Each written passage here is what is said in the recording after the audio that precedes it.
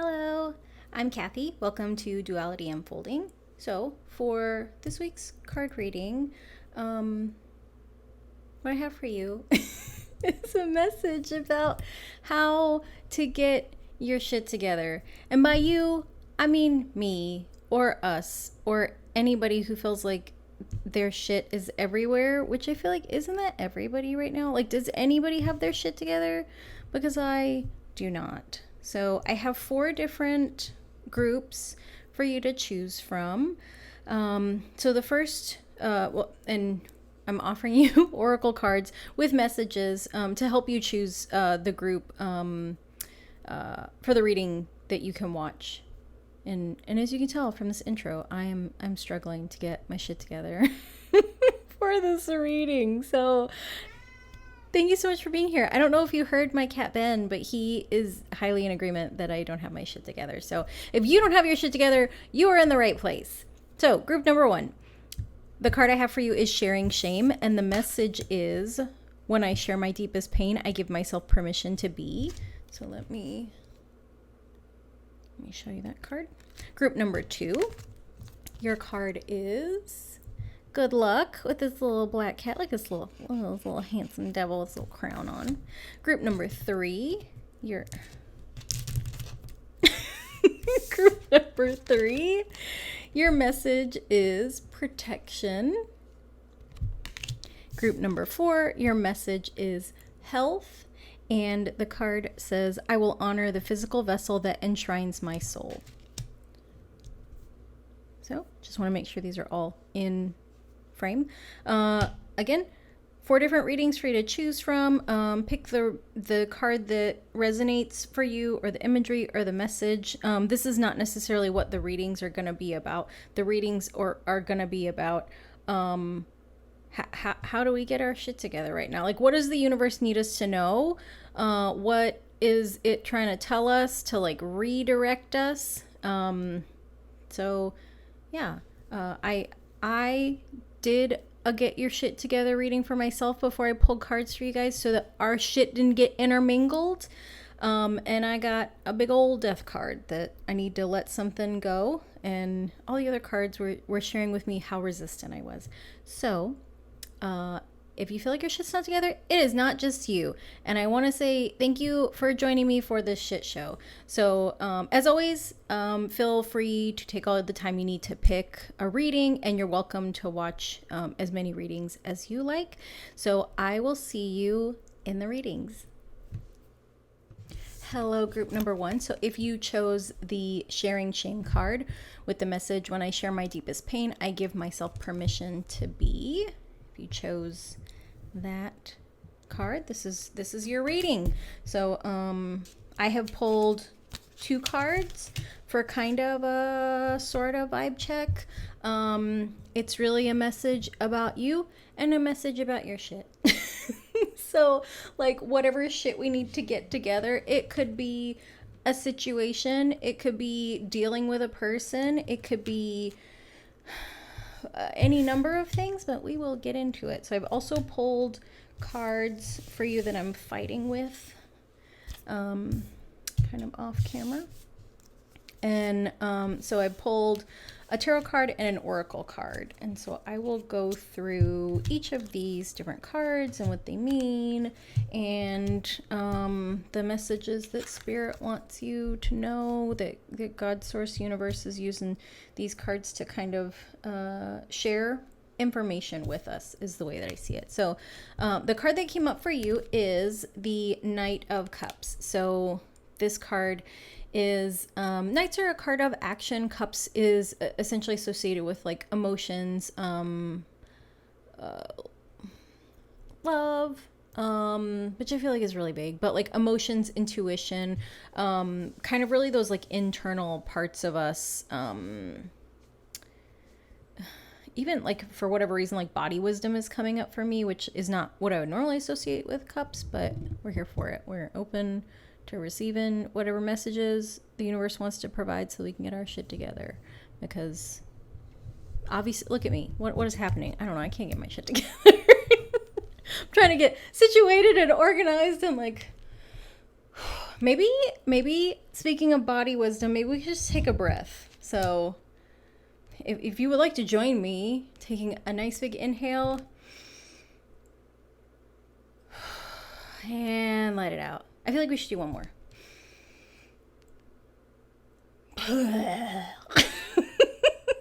Okay. Yours is probably way more graceful than that, but whatever. So, Knight of Cups. Taking action based on our emotions and intuition. So, I feel like emotions get a bad rap sometimes. And sometimes it's accurate, right? Like if we're someone that like gets upset and we get hyper reactive and we respond out of anger or out of fear or whatever that emotion is, then it's not the best look, right? Because maybe we kind of freak out about things. But looking at this fellow, and you don't have to be a fellow, this is just the energy.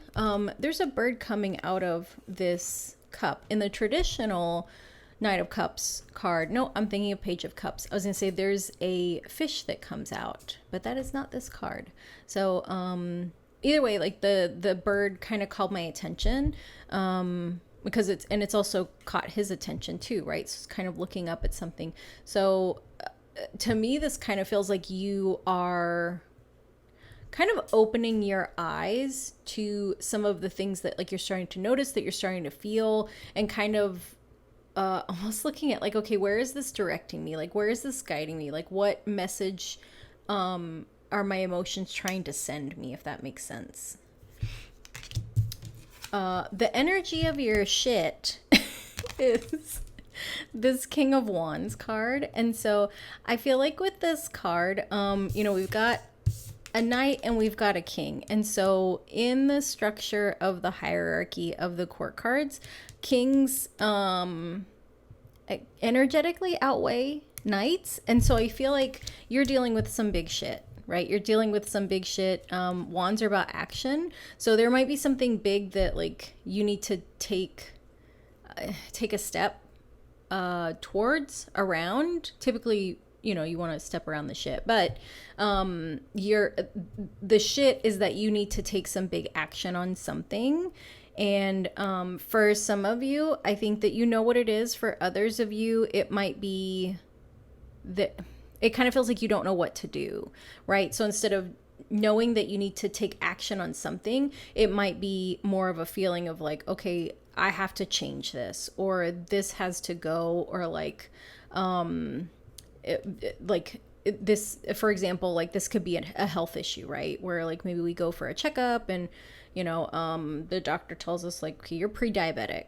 So, if you don't change your nutrition and your exercise, your movement, you're gonna have to start taking insulin, which is pretty serious, right? So that shit, that shit that you would have to deal with, like that can be something that feels really significant. So, that's kind of the vibe check. So the first card that I'm going to share with you is really kind of what the issue is, what the focus of the reading is going to be, and all the other cards are going to kind of tell a story around this like one focal point. So the card that came up is the Seven of Cups. And so Seven of Cups can be a card of indecision, and like kind of feel like that's what this might be for you. Cups again is about like emotions, following your heart, but we've got all these options here.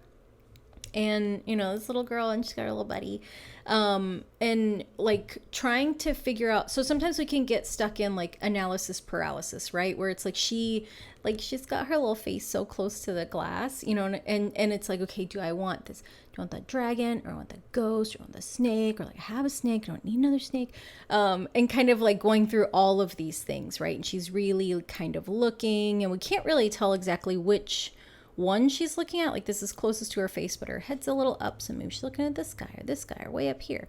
And so sometimes we can get stuck in this like analysis paralysis, right? So we have a big decision to make, and it's almost like our brain kind of bounces around to different things, like, okay, well, if I do this, then this could happen, but what if I go over here and this and whatever that and this, and just kind of almost like bouncing from cup to cup and really analyzing each of those, but not being able to actually make a decision.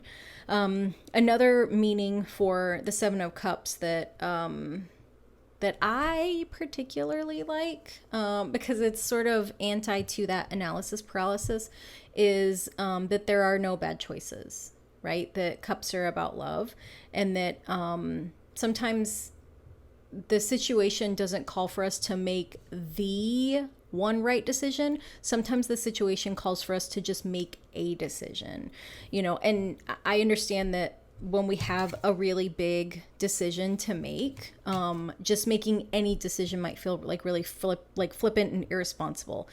But in the same token, sometimes we are in situations in our lives where like we have to trust ourselves, like we have to trust that we're always going to do the best for ourselves. And that like we can go to those trusted people. We can look at the resources to educate ourselves and get knowledge around things. But at the end of the day, we're always, or we should, or I would hope, my desire for you is that you're always your own biggest advocate, that you're always your own proponent for what is best for you. And so at the end of the day, it's like we have all these cups to choose from. They're all the same size, but they all have different things, and we don't know what she needs. We don't know where she's going, right? And maybe she doesn't either. But doing our best to choose to make the best decision for ourselves, and then leaning into our faith, our belief, whatever that is for you. Like for me, I believe that like everything happens for my highest good, and that I don't always like that. And I feel like one of the easiest examples of that is that like I've had a lot of relationships that in that relationship I was like, oh, this is my forever, this is my one. And the relationship ended. And after the breakup period and the grieving and things like that, it's like I can see how that relationship, continuing that relationship, me staying in that relationship or kind of staying stuck where I was not for my highest good. That there was so much more that, like the universe had planned for me, or that the universe needed from me, or that I was, that I chose to incarnate here for. It was so much more than just being in that relationship, right? And then we also learn things. So, I choose to believe that everything happens for our highest good, and that we don't always like what's happening, but in the times that things are shitty, I try to hold on to that belief that like, okay, this is happening for my best, highest good. So what am I missing? And that's usually when I pull cards for myself, right? Where it's like, okay, what do I need to see that I'm not seeing because I'm pouting about shit that I don't like, or can't get my shit together, or whatever's going on. So the focus of your reading is that there's a decision that you need to make. And if you are so worried about making the wrong decision that it's preventing you from making a decision, you just have to know that like you don't have to make the perfect decision, that this is not a one-time thing, and that once you make your decision, this cabinet doesn't disappear. You can always make another decision, or that decision you make might lead you to another decision, and that like nothing's permanent, right? Really everything's temporary, which when we're in the shit is a great thing to hear. And then when we're happy, it's kind of a not great thing to hear, because it's like if my happiness is temporary, then like something not great is gonna come, but then that's not permanent either, right? So it's like we're on a roller coaster of shit. No, we're on a roller coaster that has like ups and downs, right? And then sometimes you get like a 5-minute break where you get to get off and like go get some churros and go to the bathroom, and then you come back on. So this is the focus of your reading. So the oracle card that came up with this 7 of Cups is this grieving card. And so it's kind of hard to see in this card that it looks like there's maybe 3 different people, because these shapes are really fuzzy. So we have 1, maybe 2, this one facing forward, and then 3. And then we've got this butterfly back here, right? So the choice that you need to make might involve other people, might lead to like a little bit of grieving or sadness. It might involve something that you're grieving, but ultimately the highest good is that there's transformation that's waiting to happen, right? So it's almost like with this grieving, until you can make a choice around it feels like letting go of something, like until you can choose to walk away from something, let go of something, allow something to die or end. You won't be able to move out of this grieving, but if you're stuck in the grieving, that means that you're not transforming and like growing. So needing to make a choice, because there's a big shift that needs to happen, right? So this change that you need to make is leading to something really positive, something transformative for you, and possibly for a group. It might be like a family thing, because we've got those three people together and they're so kind of entangled, but not in a negative way, right? That they're physically so close, which is why I think this might be like a family thing, that you're making decisions for you and your family, or you're making decisions that will bring about like this highest good for your family. So the next card is something that like you're maybe not aware of, or it's something like really internal to you. And so again, we have the King of Wands. And so this, so this card came up for your shit, and this came up as the thing that you are unaware of. And so what this feels like to me is, if you're familiar with the hierarchy of the court cards, a knight wants to become a king. The goal of a knight is to become a king, in the traditional, like hierarchy of cards. But either way, like the knight wants to come into a position of power. And so the thing that you are not aware of is that this transformation is for you to come into your own like higher level of power, right? So what does that mean? This might be you evolving into like growing, right? Evolving into a higher version of yourself. This could be like moving up in your career, like taking a leadership role. This could be like, for some of you, becoming a parent, right? Making a choice to like have kids and become a parent, because parents are, they're leaders, they're authority figures. This is leveling up from being a young person to being a parent, right? Yeah, this is very much like intentionally stepping into a leadership or authority position, and this could be becoming a teacher, this could be a promotion in work, or at work, within a family. Like this could be stepping up to make a really hard decision for like you and your siblings, or like even a grandparent. And so the oracle card that came up with it is love. And so I just adore that the colors match. Like I really like when you have like a oracle and a tarot card and the colors match, because I feel like the message really, like, it just wanted to come out together, And so understanding that like if you've had any issues with being an authority figure and like not being comfortable in a position of leadership, or like not being comfortable being in charge, or like not being comfortable taking charge. And so I'm curious if this will resonate, that like the not wanting to make the decision isn't about decision. Not wanting to make the decision is not wanting to take this position of authority. Because sometimes when we have like a negative concept around authority, like what we've done is kind of attach like these negative connotations to having power. And those can come from different things, right? We can see people in power that are just shitty, that they get power and then it goes to their head and then they're complete assholes. Or we can have had an experience with someone in authority that was really shitty to us because they had power. And I feel like when we have experiences like that and we are being nudged, called, even requested by the people in our lives to take a position of power, it can be really difficult for us because our brain says people with power are assholes. And if that is a belief that we hold, then the fear is if I take a position of power, then I will be an asshole. And that's not true.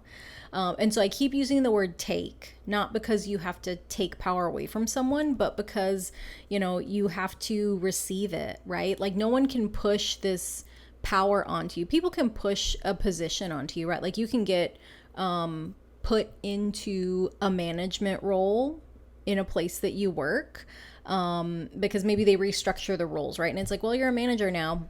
Like that's how we restructure the role. Like you can quit, but like in this economy, come on. And so I keep saying take because like inherent power, personal power, like no one can shove that on us, right? It's almost like it's power doesn't have like Velcro, like it's not attached to Velcro, right? It's more like like you can give, I can give you this and I can like just kind of like put it on you, but like if you don't receive it, it's just gonna fall away. So that's why I keep saying like take power. So the next card that I have for you is something that you might be aware of, and it's a really sweet card. You got quite a few cups cards in your reading. So the next card is something that you're aware of, and it's the Six of Cups. And so we can see these two people there. Six of Cups is kind of associated with a little bit of nostalgia, like childhood memories, like even like a lot of people I've seen lately are reading it as like karmic love, like where you meet those people and it's like, oh, I've known you forever. It's like that kind of feeling, but there's just really like this sweet tenderness, right? Like this little one is handing this little one something, and this one, like, I don't know if they're boys or girls. Well, let's say like this little boy is handing this little girl something and she's just like overjoyed. There's all these things here, but the fact that he's giving this to her, like she's just really tickled by it. And so I feel like it's just such a sweet card. And so since they're little, it's the traditional card is usually depicted with children. So, we got these little people just being real sweet to each other. And that first card that came up for you is Seven of Cups, and we've got the Six of Cups. So very kind of close energy. And the Oracle card that came up for you for this card was Gratitude. And the message is, I am thankful for this life and the opportunities that it presents. And again, more matching. We love that. And so to me, like what this feels like is even though you're kind of struggling with like some big shit, like dealing with some big shit, those people around you, the ones that were in this grieving card also, the three all together, you're just really grateful. You're really happy. Happy's not even the right word. Content, right? Where it's like, I feel like contentment is like this really beautiful, like calm feeling of love, and I feel like happiness is kind of fleeting, where it's there's kind of like spikes to it, right? We're like, we're really happy, and then kind of like, oh, okay, things are good, and then we're really happy, but I feel like contentment is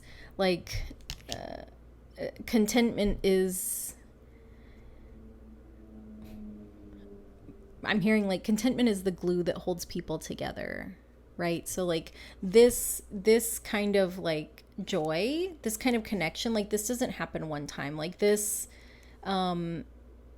receiving something ordinary, because there's quite a bit of it, right? It's everywhere. Receiving something ordinary from someone brings us so much joy because of that connection, because of the connection we feel to them, right? That like it's almost like, when you see like someone or commercials or TV shows or whatever, or even if you've experienced this, like when someone gives you like something really small, like a handwritten note, or like one flower or something like that. And it's like, that's so touching, because, you know, it's not this extravagant display. It's like these small, ordinary moments, that is really like where intimacy and deep connection comes from. And yeah, I just love that you have that, right? That there's just this gratitude for these people in your life. Because I think that, you know, when we have gratitude, when we hold gratitude for the people that are around us and the people we're connected to, it really does help when we have like big shit going on, you know, that it can be almost like grounding, right? That like, no matter how big and on fire my shit is, you know, I'm grateful that I have this, you know, that I can return to, that's there when I need it. I feel like that's so beautiful. Okay, so the resolution for how to deal with your shit, your Seven of Cups shit, is the Seven of Swords. Or not Seven of Swords, what am I saying? The Queen of Swords. So, but it came out reversed.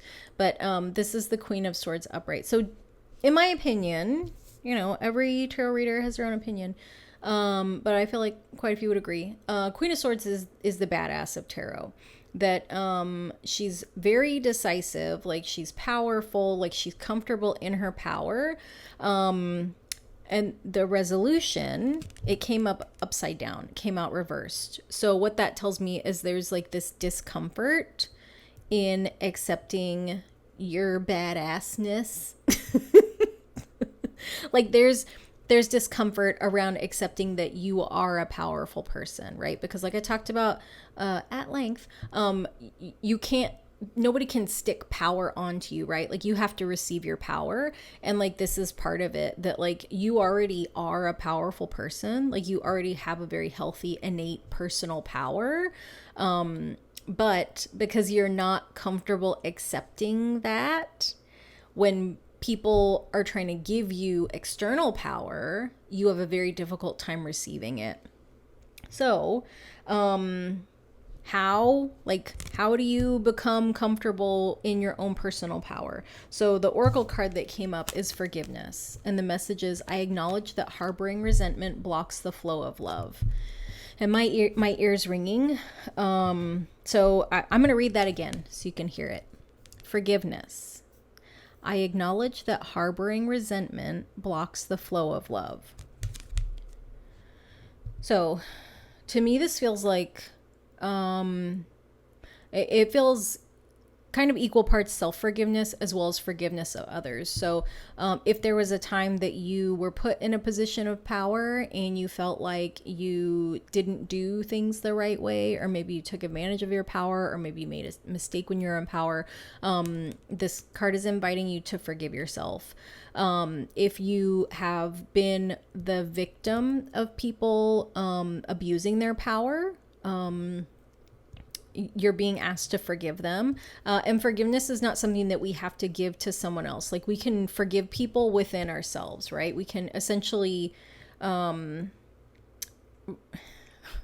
we forgive others within ourselves, like when we go through that act of forgiving,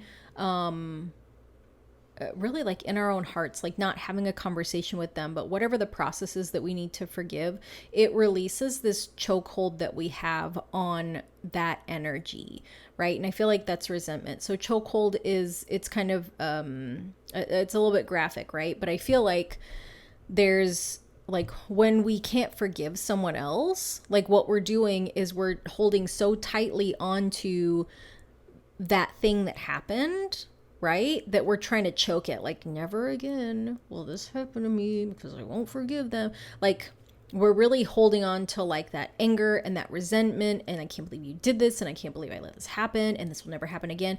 And so what happens is we don't have all of our energetic resources available to us because we're holding so tightly onto that thing, right?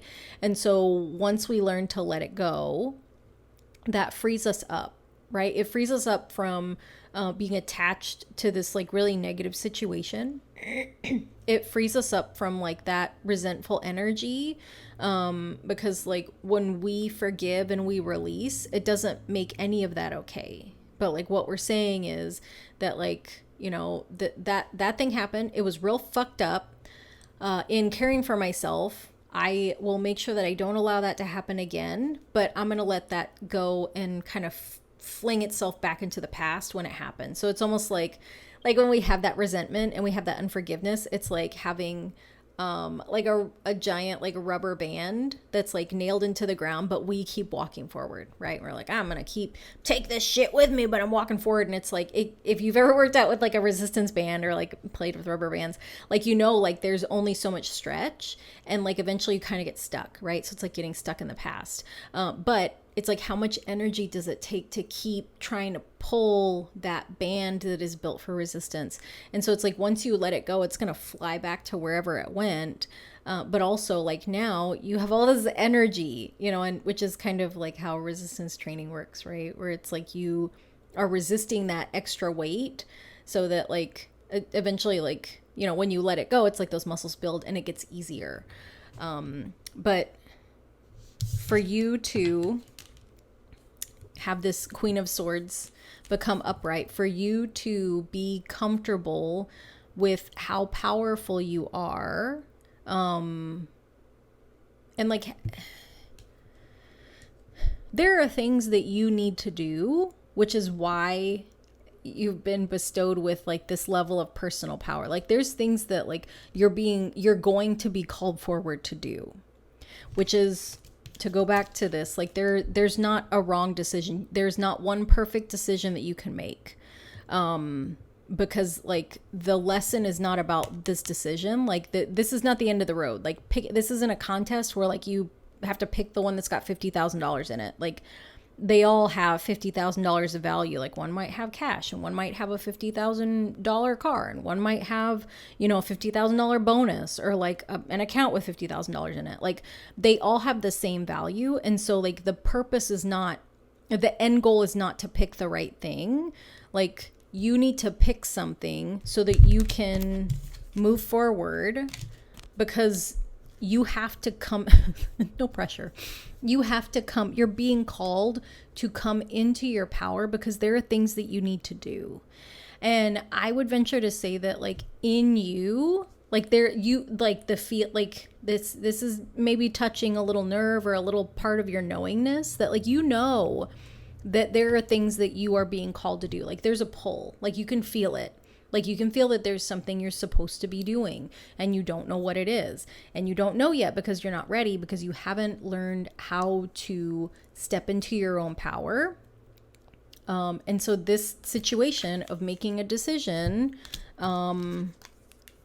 taking power in the places that it's being given to you, you know, and like these people support you. Like these people want, like, if you're not sure, ask these people, because like they are not worried that you're gonna excuse me, they're not worried that you're gonna become like a power hungry asshole. Like you might be worried that like under a full moon you're gonna become like a power hungry werewolf or something like that, like that some arbitrary thing is gonna happen and the power is gonna go to your head and you're gonna become evil.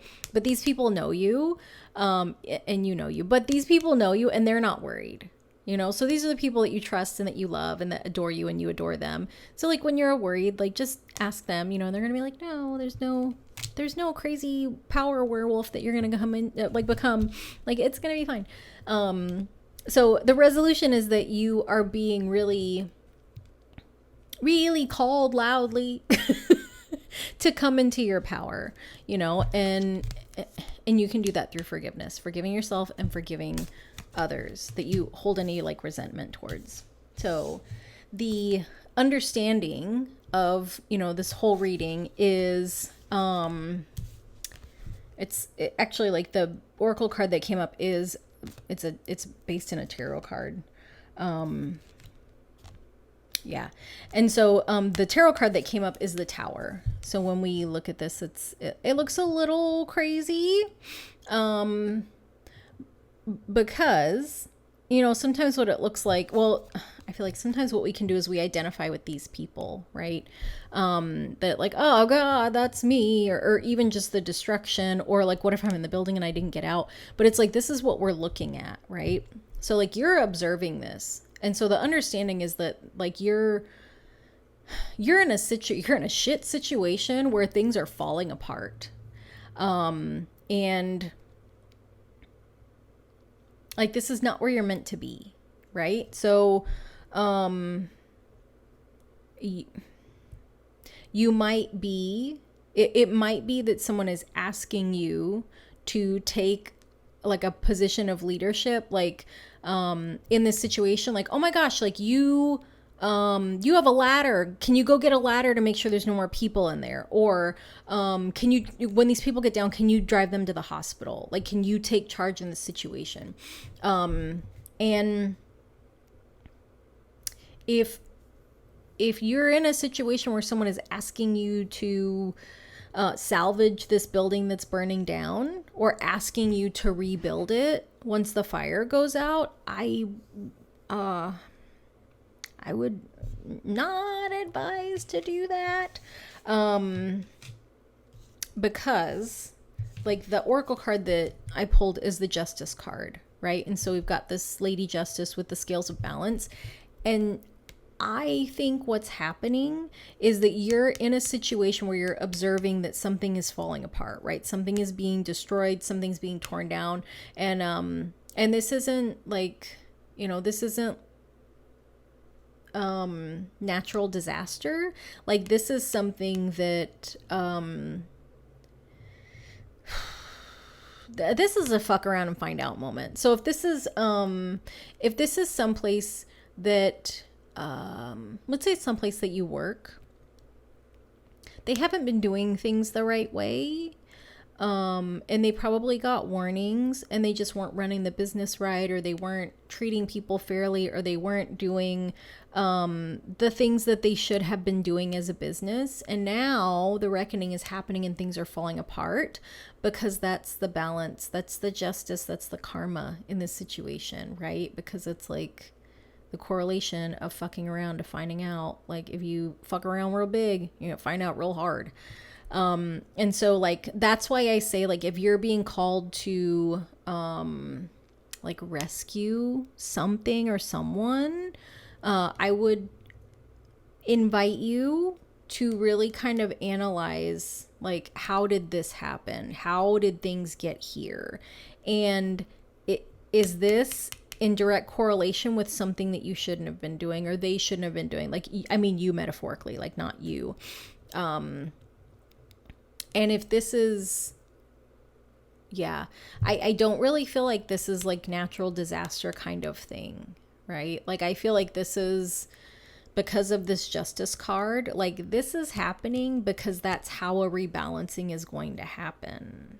Like, that's what needs to happen. And so,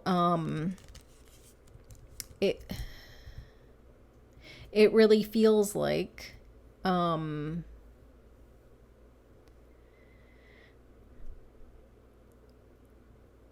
it almost feels like this is a trigger moment, right? Where like, it really feels like, can you save us? Can you rescue us? Like, please, please, please come and rescue us from this. And this tower moment is that's some big shit, right? Because when we look at who's coming out, this is a king with a crown, right? You know, king with a crown here.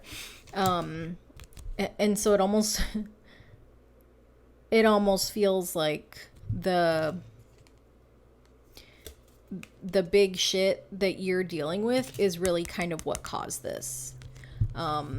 Which kind of makes it feel like a movie, right? Where there's like the bully that is always doing fucked up stuff, you know, and then like, you know, people are like, why do you have to be a jerk like that? And then he's like fucked up to the wrong person, and then he gets beat up. And then once he's a victim of a bully, then he wants to come back and like kind of get sympathy from the other people that have been victimized by a bully, except for they've been victimized by him. So it's like, No, like you got what you deserve and like nobody feels bad because you have been doing this shit to us for so long and now it's happening to you and like you want me to rescue you? No, you got what you deserved. You got your karma. And like, am I sorry that it happened to you? Yes. Am I going to rescue you from it? No.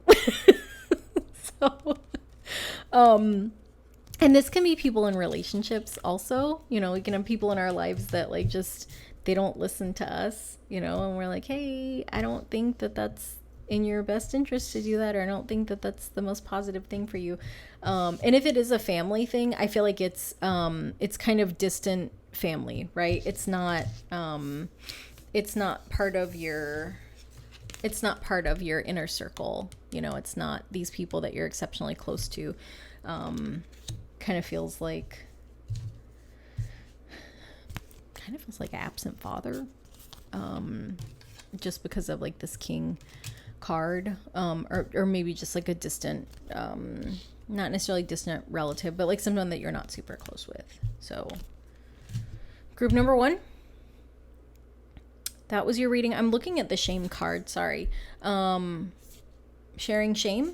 Again, when I share my deepest pain, I give myself permission to be. And that really makes me think of this forgiveness card, right? Because like sometimes when we are holding shame, it's almost like we're holding something, like we're punishing ourselves, or we're projecting society's punishment onto us, you know, when people make us feel ashamed, like that's really what that is. And that we can forgive ourselves and we can forgive others, you know, because you have important things to do, you have powerful things to do, right? And you know, we got that, you know, the Knight of Cups, that's you, but these 2 other cards that came out, this King of Wands and Queen of Swords, like these are royalty cards. This is a leveling up. This is a stepping up. This is an invitation to step into your power. So group number 1, that was your reading. I hope it was helpful. Like, I think that sometimes, like when we feel like we don't have our shit together, it's not literally like that we need to like pile our shit together, you know, like when people say getting your ducks in a row, it's not like if you got all these ducks in a row that it'd be like, oh, life is perfect now, all the ducks are in a row, or like, oh, all my shit is in one big pile, life complete, you know. It doesn't work like that. I wish it did. But if it did, then we'd just be shoveling shit all day, and who wants to live like that? Nobody. I don't, because it sounds smelly and gross. But I think that sometimes, you know, when we can kind of unravel the things that are happening, the things that we're going through, the things that we're dealing with, like when we can kind of unravel and unwrap those things, that it can be really helpful to understand, you know, like what's happening and where we have power, right? Because I feel like that's always the most important thing, that like when we're in a situation that like doesn't make sense and is kind of causing us like some harm and some discomfort, it's like, okay, where do I have the power and control to do something to help myself? So I hope that this reading provided that for you, and also that you maybe see power in a different way, and that it's not bad to have power, that you can use your powers for good and not evil. And yeah, so I just want to say thank you so much for watching, and I hope that you have a lovely week, and I'll see you next time. Bye. Hello, group number 2. So if you chose this little good luck card with this little chunky cat, okay, this kid's intense. This little crown. If you chose this card, that I'm enjoying this. This is a very large cat. Look at the, I was gonna say the context. What are words? Words are hard. If we look at the perspective of the picture, it almost looks like this is like where the branches are. And so this cat's like this kid's a solid like 7 feet tall. Big intense cat. Okay. If you are new here, this is the level of nonsense that you get for free with each readings. So welcome. Whew. Okay, so I have pulled tarot cards for you. as well as oracle cards around this reading for us to kind of figure out how you can get your shit together. I said it in the intro that I did a reading for myself for how to get my shit together, so that my shit didn't get tangled up in your shit. So yeah, it was interesting. We've all got shit to work through, right? We all have our shit. But it's not about me. This is about you. So thank you for joining me. I pulled 2 tarot cards from the Tattoo Tarot to start with. One card is kind of your energy, and the other card is the energy of your shit that you're dealing with. You could be a shit person. We will see. So the card I pulled for you is the Empress, which is a really lovely card. Like, this card is about abundance and, like creation, like birthing, like new things. We've got this Empress, like she's got these really beautiful angel wings. She has a crown, so like a kind of big like queen energy, big queen angel energy. This is all the archetypes. This is all the like queen, angel, powerful, maybe a little bit of knight action going on, you know, abundant, like I'm woman, hear me roar, but you don't have to be a woman to resonate with this energy. But it's a very it's a very like solid, grounded energy, so which is always good. Like, who doesn't want that? Who doesn't want to feel stable in this current era of human existence being a dumpster fire?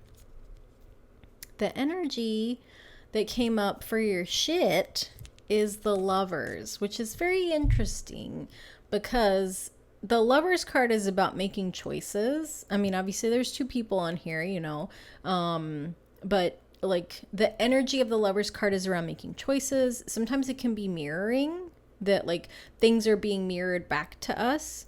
But it can be about like love relationships. But like at its highest expression, it's about choices. It's about the choices that we make. It's about the choices we're being invited to make.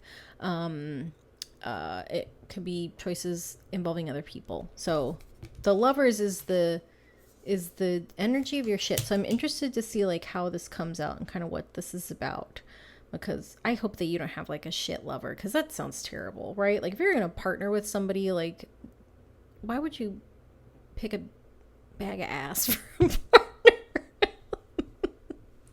Oh man. I'm in rare form today. So the first card that I have for you is, it's kind of the focus of the reading, right? So it could be the problem, the issue. It could just be like this kind of central energy, and all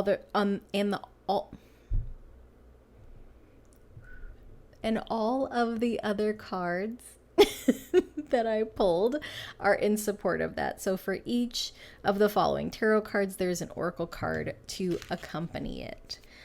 So the focus of the reading is the 4 of Swords reversed. So this is what it looks like.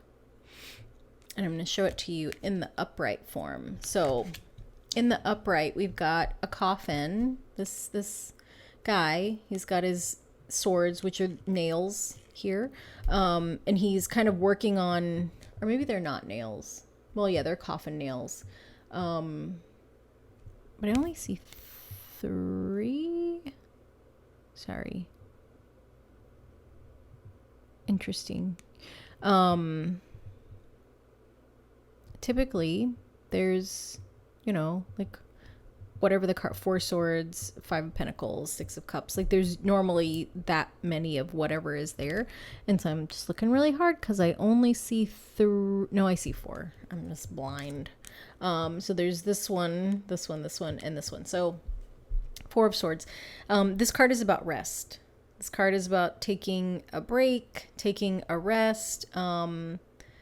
Something has ended and now it's time for rest and repose. So in the traditional card, there is like a burial tomb, you know, and we've got the coffin here reflected in that. With it in the reverse, what that tells me is that you know that you need to rest, you know you need to take a pause, you know that you need to take a break, but you're fighting it, you're pushing through, you're just gonna power through death to keep going like a zombie, because why not? 2023.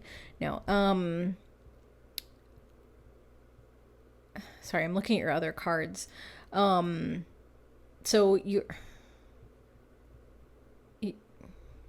need to rest. Like, you need to take a break. And so for some of you, this is like, take one thing off your plate, you know, like just take one. For others of you, this is like a big break, right? Where this is like, you might need a reset, you know, like you might need to take a week off and like really take a week off and like not look at emails, not do any kind of work or school or whatever it is that you're dealing with. And maybe you have a little staycation. For some of you, like you need to go somewhere to take you out of your element for that reset to happen. And there's just, I feel like the bigger the break that you need, the higher your resistance is. So if you're someone that is like, no, I could do all the things. I can fly like an angel. I can rule like a queen. I can fight like a knight. I can create new things like a magical empress. You know, like if you're just like doing all of the things, even if you don't need to, you know, you might just need to take one thing off your plate, and you probably know that. I feel like regardless, like, you know what the rest is that you need to take, but the bigger the rest is, the bigger your resistance is. And so the reason that you're being called to rest, reason that you're being called to reset, is because there's inspiration that is trying to come through, right? So, and this image is very much aligned with like the Empress, right? We've got this like lit up kind of womb space in, I don't think it's in the traditional tarot, but there's quite a few depictions of the Empress in other tarot decks where she's pregnant, you know, and a lot of times she's kind of lounging on like a bed, or like a kind of like a chaise lounge, like a long kind of chair couch thing, because she's pregnant. She's so abundant. She's just, you know, like relaxing and luxuriating. So I feel like this Empress part of you, like this inherently creative, creating part of you, wants to inspire you, wants to drop like this little spark of inspiration, but you're you're too tired. Like, you're too tired to be inspired. Like too blessed to be stressed. Except for like not positive, right? Like too tired to be inspired is not, don't put that on a shirt. Like that's not great. Like, take a fucking nap so that you can have this download come in. like take a break from what you're doing. And so I feel like also, like, if you're feeling like drained, exhausted, like unhappy, if you find yourself saying like, I hate this job, I hate this place, I hate whatever, like you're just kind of like generally grumbly about things, like you need to get some more rest and get some more sleep, because the universe is trying to bring in new things, but it's like your channel's clogged, because you're tired, right? I think like when we're exhausted, it's like our brain doesn't function at its peak, right? So it's almost like if you haven't slept well for a couple days and you're really tired and you leave work and then you drive home, and once you get home you realize that you don't remember anything from your drive, it's like, yeah, your brain like kind of just went into autopilot. And like, thank God nothing happened, but like also like, yikes. So yeah, the focus of the reading is take a nap, take a vacation, take a break, find something for a couple days that like helps you disconnect from one thing to help you kind of reset, because there's inspiration that is wanting to come through. But you know, we see this spark, it's very small, right? Like the inspiration is not gonna like come and tuck you into bed so that it can tell you what, you know, inspiring things to create. So that's the focus. The next card is something that you are not really aware of. it kind of feels like subconscious. Like typically I don't read this card in the spread this way, but to me it feels like this is very much something like that's in your subconscious, that you're not aware of about yourself. So the tarot card that came up is the Three of Wands. It came up in the reverse, but I'm going to show it to you in the upright. So the wands here are these kind of like weird dandelion flowers, and then we've got this little, I don't know what kind of bird that is because it's a skeleton. It doesn't matter. It doesn't matter to you. I don't know.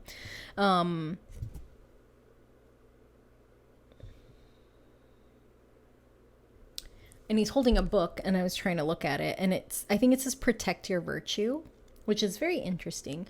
But this is the Three of Wands. Traditionally, in the Three of Wands, in the traditional Three of Wands card, we have someone that's on, I can't with these cards today. In the traditional Three of Wands card, we have someone that is standing kind of up on a hill looking out at the ocean. Much like this lady, this little angel person with this trust card. This is the oracle that came out with your tarot card. And so this, the Three of Wands, this person's kind of looking out on the world, right? And kind of observing either what's coming in or looking out like, where do I want to go? And so the reason I feel like this is something that's kind of in your subconscious is one, because like this is kind of like this ghost thing, right? Like this kind of I don't know why I can't find the right word. Like if you believe this, that like there's a veil, like a thin energetic veil between like our world and like the other side, the afterlife, right? And so because this bird is a ghost, like there's the veil, can kind of represent like our consciousness, that our subconsciousness is on the other side of this kind of mental veil, like there's what we know, the veil, and then our subconscious. Just like if you believe in ghosts, there's like, here we are now, there's like this energetic veil, and then there's like ghosts and like the afterlife and like whatever other stuff. So that's kind of, in my mind, it's like a metaphor. I hope it makes sense. My brain doesn't always make sense, to me even. But there, you're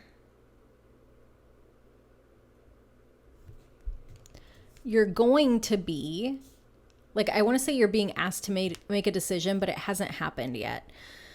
Or maybe it has. But for me, it doesn't feel like it's here yet. It feels like it's almost here. But you're being asked to make a decision, that feels really like the possibility of whatever you decide, like it feels really, really good, but it's so outside of anything that you would have like manifested, created, thought of, like anything that you would have dreamed up. And you're being asked to just trust it.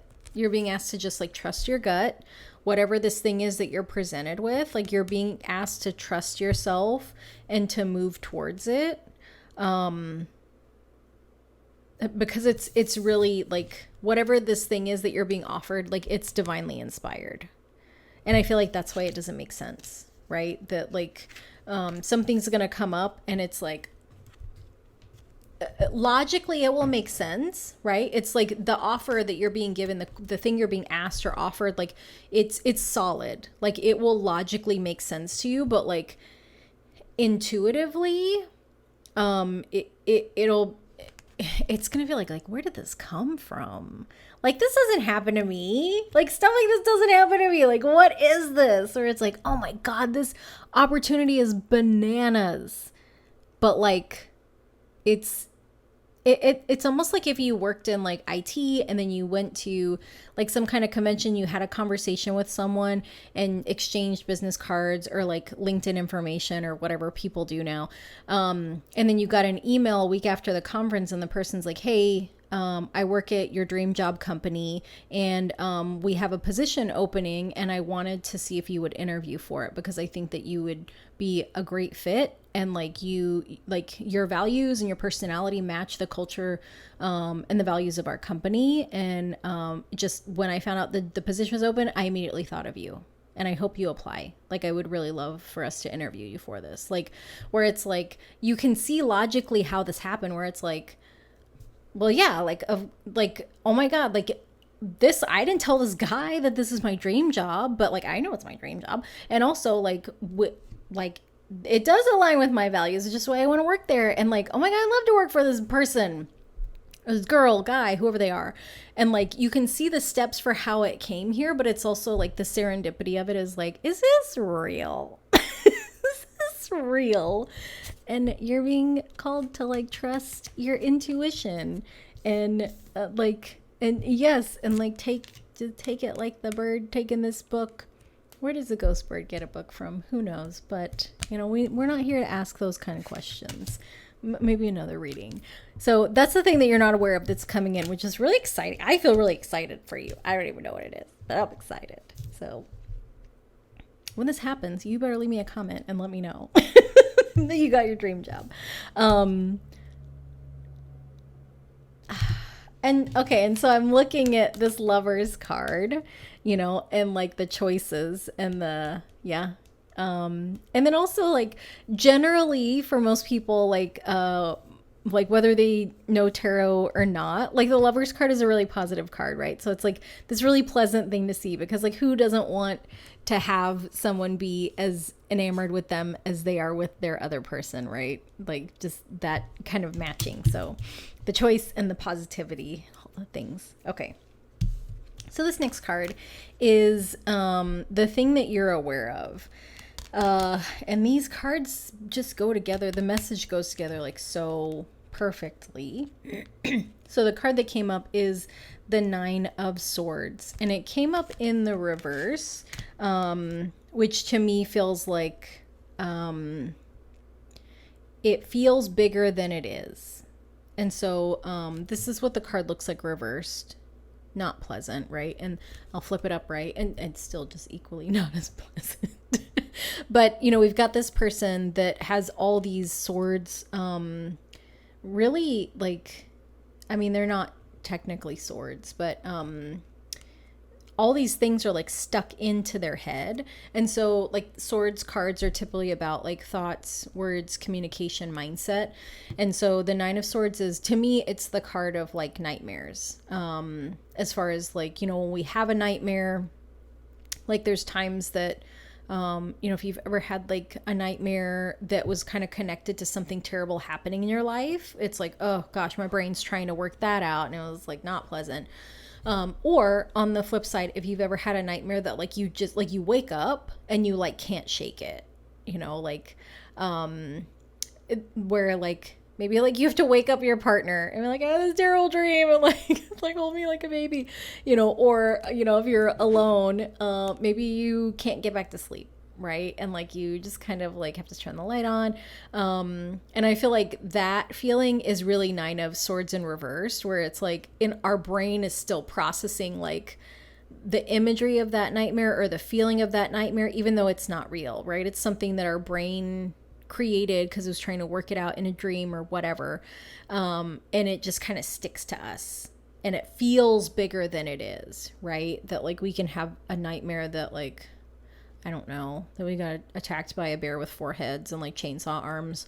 But like, that's not real. Like that doesn't exist, but that doesn't make it any less like jolting and traumatic and like, you know, super unpleasant to have had in our mental space. So, that's my TED Talk on nightmares. Okay. So that, you know, this card, this Nine of Swords having come up in the reverse, like whatever the thing is that you're like really worried about, like whatever your shit is, it's your brain, your mind is making it bigger than it actually is.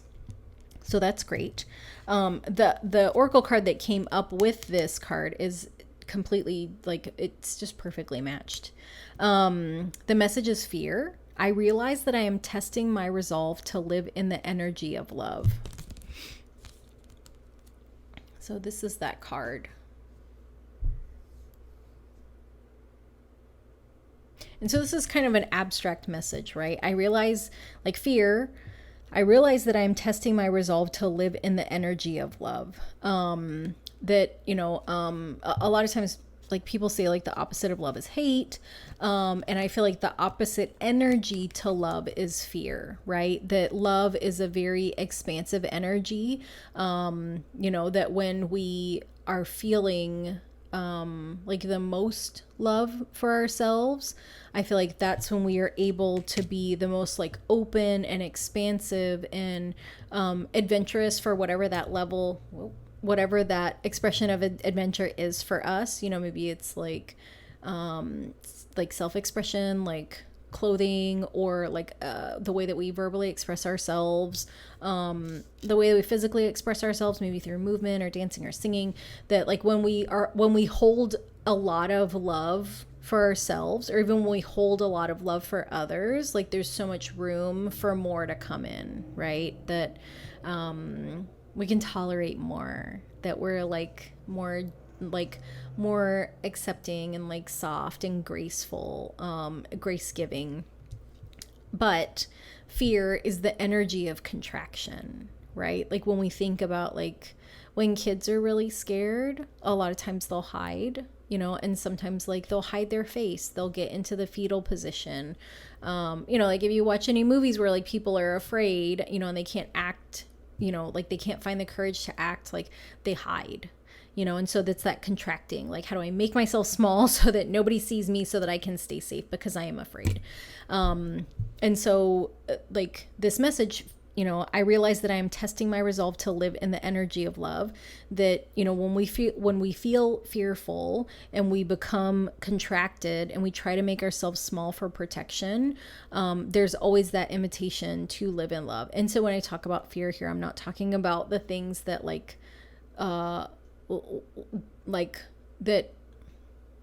I'm not talking about like the things that cause a fear for our safety. The fear in here is like, I'm so afraid of public speaking, or like I'm afraid to make a mistake because I'll get fired, or I'm afraid to say the wrong thing because I'll hurt someone's feelings, right? And like adding love to that type of fear, where it's like, well, I'm not a perfect communicator, and if I say something that hurts someone's feelings, I can always apologize and try to explain myself, right? That's kind of taking that contraction of like, I'm so scared to say the wrong thing and make a mistake, to putting love into that space of like, loving myself enough that like, I know that I'm going to say the wrong thing, and also like offering love to other people, that like, apologizing. I'm so sorry that I said that. And what I really meant and what I was trying to say is this, this, and this, but like, I'm not good at words, or like I was really nervous, or it's been a bad day, and like that also allows people to invite love into that space, to give us grace, to give us mercy, and say like, I mean, I say weird shit too, and I'm glad that you don't think I'm dumb because I thought that's what you're saying, or whatever this imaginary situation is that I'm making up. But the thing that you are aware of is that you are very worried about something, like you're legitimately worried about something, you're concerned about something, maybe about making a choice, maybe about, if I rest, then I'll miss an opportunity, XYZ won't get done. But that worry, that fear is, it's not factual, right? It's not as bad as you think it is. It's not as worthy of your energy as you think it is, and that those times that you feel really fearful about whatever the thing is that you're worried about, it's an invitation to offer yourself a little bit more love, or offer the situation a little bit more love and kindness. So the next card is the resolution for this kind of need for rest. That was the focus, like the need to reset. And the card that came up is the Five of Cups. Excuse me, sorry. Is the Five of Cups reversed. And so this is the card in the upright. It's very, it's like a very different, kind of peculiar interpretation of the card, because the Five of Cups in the traditional tarot is there's 3 cups that are knocked over. The person is facing these 3 spilled cups, and then there's 2 cups in the background in the upright. And with this card, like, we don't have 5 cups. We've got a skeleton, like a skull, that is a cup, and there's a maze. And so this really feels very connected to me, not just because it was in the reverse, but the imagery of the head, right? That, like, the 9 swords in the head, the 5 of cups being like this. The 5 of cups is like a grief and loss energy. With in the traditional tarot, when the person is facing, they're focused on the 3 cups that spilled. Like, they can't look behind them at the 2 cups that are still there. So, and also, like I said, this is in the reverse.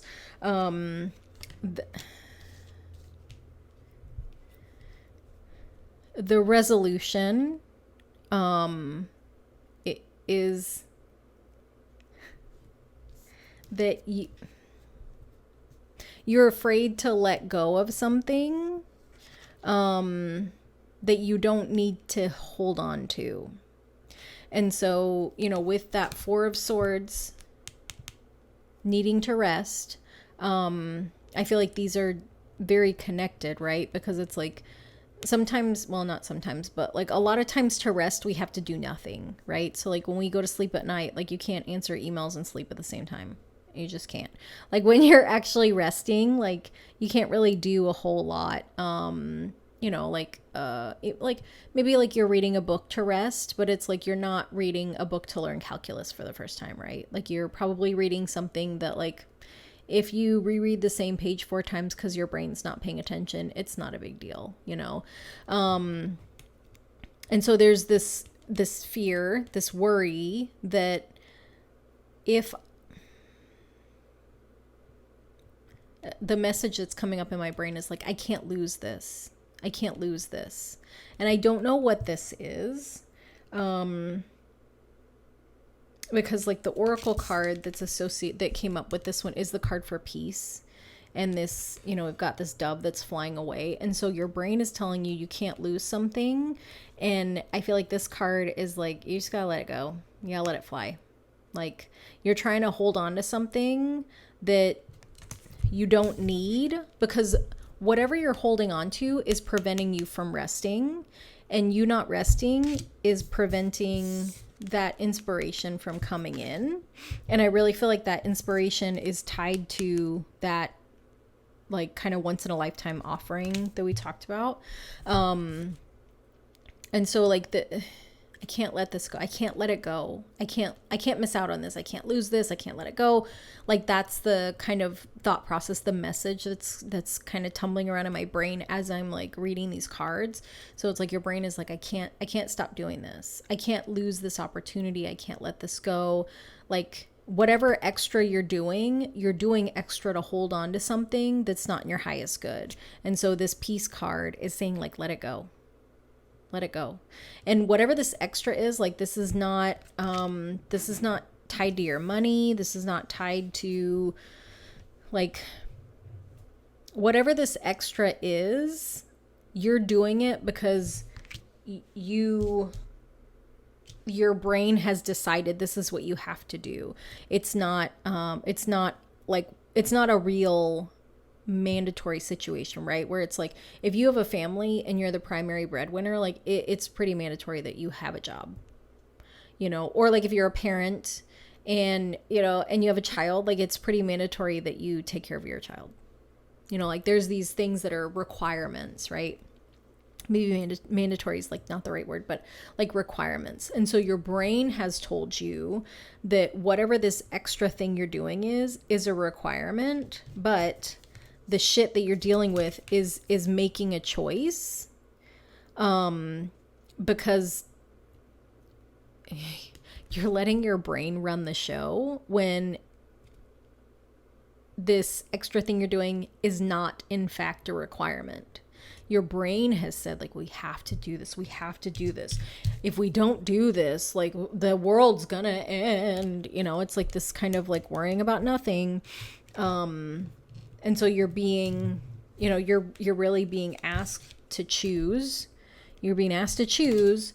Do you want to focus on resting and taking care of yourself, so that you can allow this new opportunity to come in? Or do you want to listen to your brain that says that you have to do the things that you don't really have to do, because your brain likes to latch on to these ideas and concepts and make them fact when they're not, you know? And I get it. It's like, it's hard to like retrain your brain. It's hard. But with this peace card, this little angel of peace is like, let it fly, man. Let it go. Like, peace over brain stress. like let it go. You can let it go. You can let it go. It's going to be okay. And then the overall understanding of the reading is the Seven of Cups, which I feel like pairs really, really nicely with your shit card. So this is the Seven of Cups, and we've got, you can kind of see him, you know, the homeboy on the side, you know, he's got all these cups to choose from, you know, and he's like, I can't tell if he's putting one up there or if he's taking it down. I think he's taking it down. Maybe he's putting it up. I don't know. But, you know, he's got this one here and then all these six, and then there's a spot here.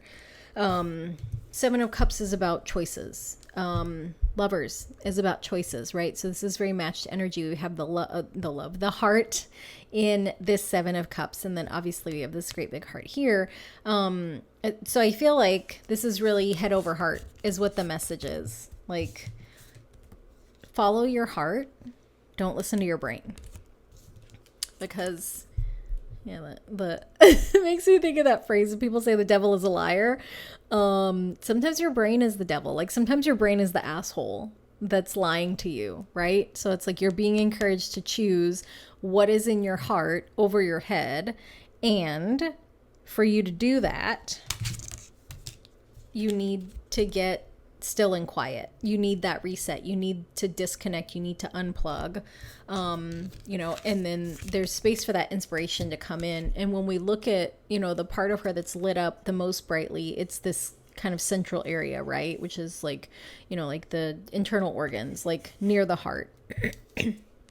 So that's why I feel like this is the focus. You know, that you're being called to listen to your heart, like that song from the 80s that you may or may not know. And the card that came up with the Seven of Cups is career. So like in the example that I gave you, you know, you might connect with someone at a convention and they might offer you an amazing job, but like there's choices that you need to make about your career, and like you're being encouraged to make those choices from your heart space, right? Like, and excuse me, like that can come from like figuring out like, what do you love? That can come from like, what is aligned with your own values? Like, what do you value? Like, what is important to you? You know, as far as like the core values of like who you are, like, what are you passionate about? Like, what brings you joy? You know, those are ways that we can make decisions with our heart. You know, like our head will tell us, take the job that pays the most because money is everything. And it's like, depending on who you are, like sometimes money is not everything, right? Like if you're making $200,000 a year, but you have to be on call at all hours and you can't have any like spontaneous time with like your family or friends, or like you can't really go on vacation because they rely on you for too much, like is the money worth it? You know, like, is it worth it? I think a lot of people would say no. At least not in the long term, maybe in the short term, you know. But yeah, listening to your heart, because there's some career choices that you're being invited to make. So, group number 2, that was your reading, and I'm looking at this card. Good luck. Good luck. Where's the career? Good luck. Follow your heart. It's all good things. You have good shit. you have good shit. Like you don't have any like bad shit, you know, like I mean, not that the other readings were bad shit, but you know what I mean. Like sometimes it's like sometimes the shit is that you gotta make a decision to cut somebody out, right? Like sometimes the shit is like a breakup, right? Sometimes the shit is like getting fired, right? Like your shit is good shit. This is up leveling shit, right? Where it's like, hey, quit listening to your crazy brain that says that you can't stop working or that you can't stop doing extra, and listen to your heart that says to take a little staycation. I don't know if they do this anymore, but I had heard that like in Europe or in France, like they like doctors, when people have burnout, like doctors will prescribe them with a cure, which is like the French word for heart. It's like COEUR, I think. And so a cure is essentially like a medically prescribed vacation that like you're burnt the fuck out and you need to take 2 weeks to take some naps or go for a walk or, you know, take a trip, but like you can't work. Like you need to take a rest for your heart. So, and I understand like in this economy, and really in this day and age, like if you can take 2 weeks off, like that is a high luxury. But you know, if all you can do is take a 2-hour nap on your day off, like that might be just as lovely, you know, or like not checking your email for the 2 days that you're actually off, you know. But yeah, so group number 2, I hope that this reading was helpful. I hope that you feel like you have a little better handle on your shit now, and that you feel empowered to listen to your heart and not just your brain. So I want to say thank you for watching, and I will see you next time. Bye. Hello, group number 3. Oh, I just hit my glasses. If you chose the protection card with this beautiful pregnant woman that has the earth in her belly, a lot going on, it's Mama Earth. If you chose this card, then this is your reading. So what I have for you today is a reading about how you can get your shit together. And I mean that in the most non-judgmental way possible, because I too need to figure out how to get my shit together. Because who's not a little bit of a hot mess right now, right? Who's not? Like, if you follow astrology, that's hot mess. Stuff's retrograde. Things are conjuncting. Like, Uranus is Uranusing. This is unexpected. Whatever. If you watch the news, the former president's been indicted with so many federal charges, but that guy's still gonna run for president. Can we have a president that is a felon? Like, is that can we? So we all need to get our shit together. But this reading is about how we can use the tarot and messages from spirits, guides, ancestors, universe through the tarot cards to help us figure out how you can get your shit together, so that excuse me, so you can just have a teensy bit more of an enjoyable life, because you deserve it. Because we all do, you know, but especially you, because you're here. So thank you for being here. The first 2 tarot cards that I have for you are cards for your energy and the energy of your shit, whether that's like a situation or a person. So the card that I have for you is the Moon card. So the Moon card is, it's a card of like not really seeing things clearly, right? Like in the dark of the night. This moon's kind of, well, this card's kind of different, right? Because it doesn't necessarily look like nighttime just because of the coloring. But we do have this moon overhead, but it also is kind of like shaped like a sun. So,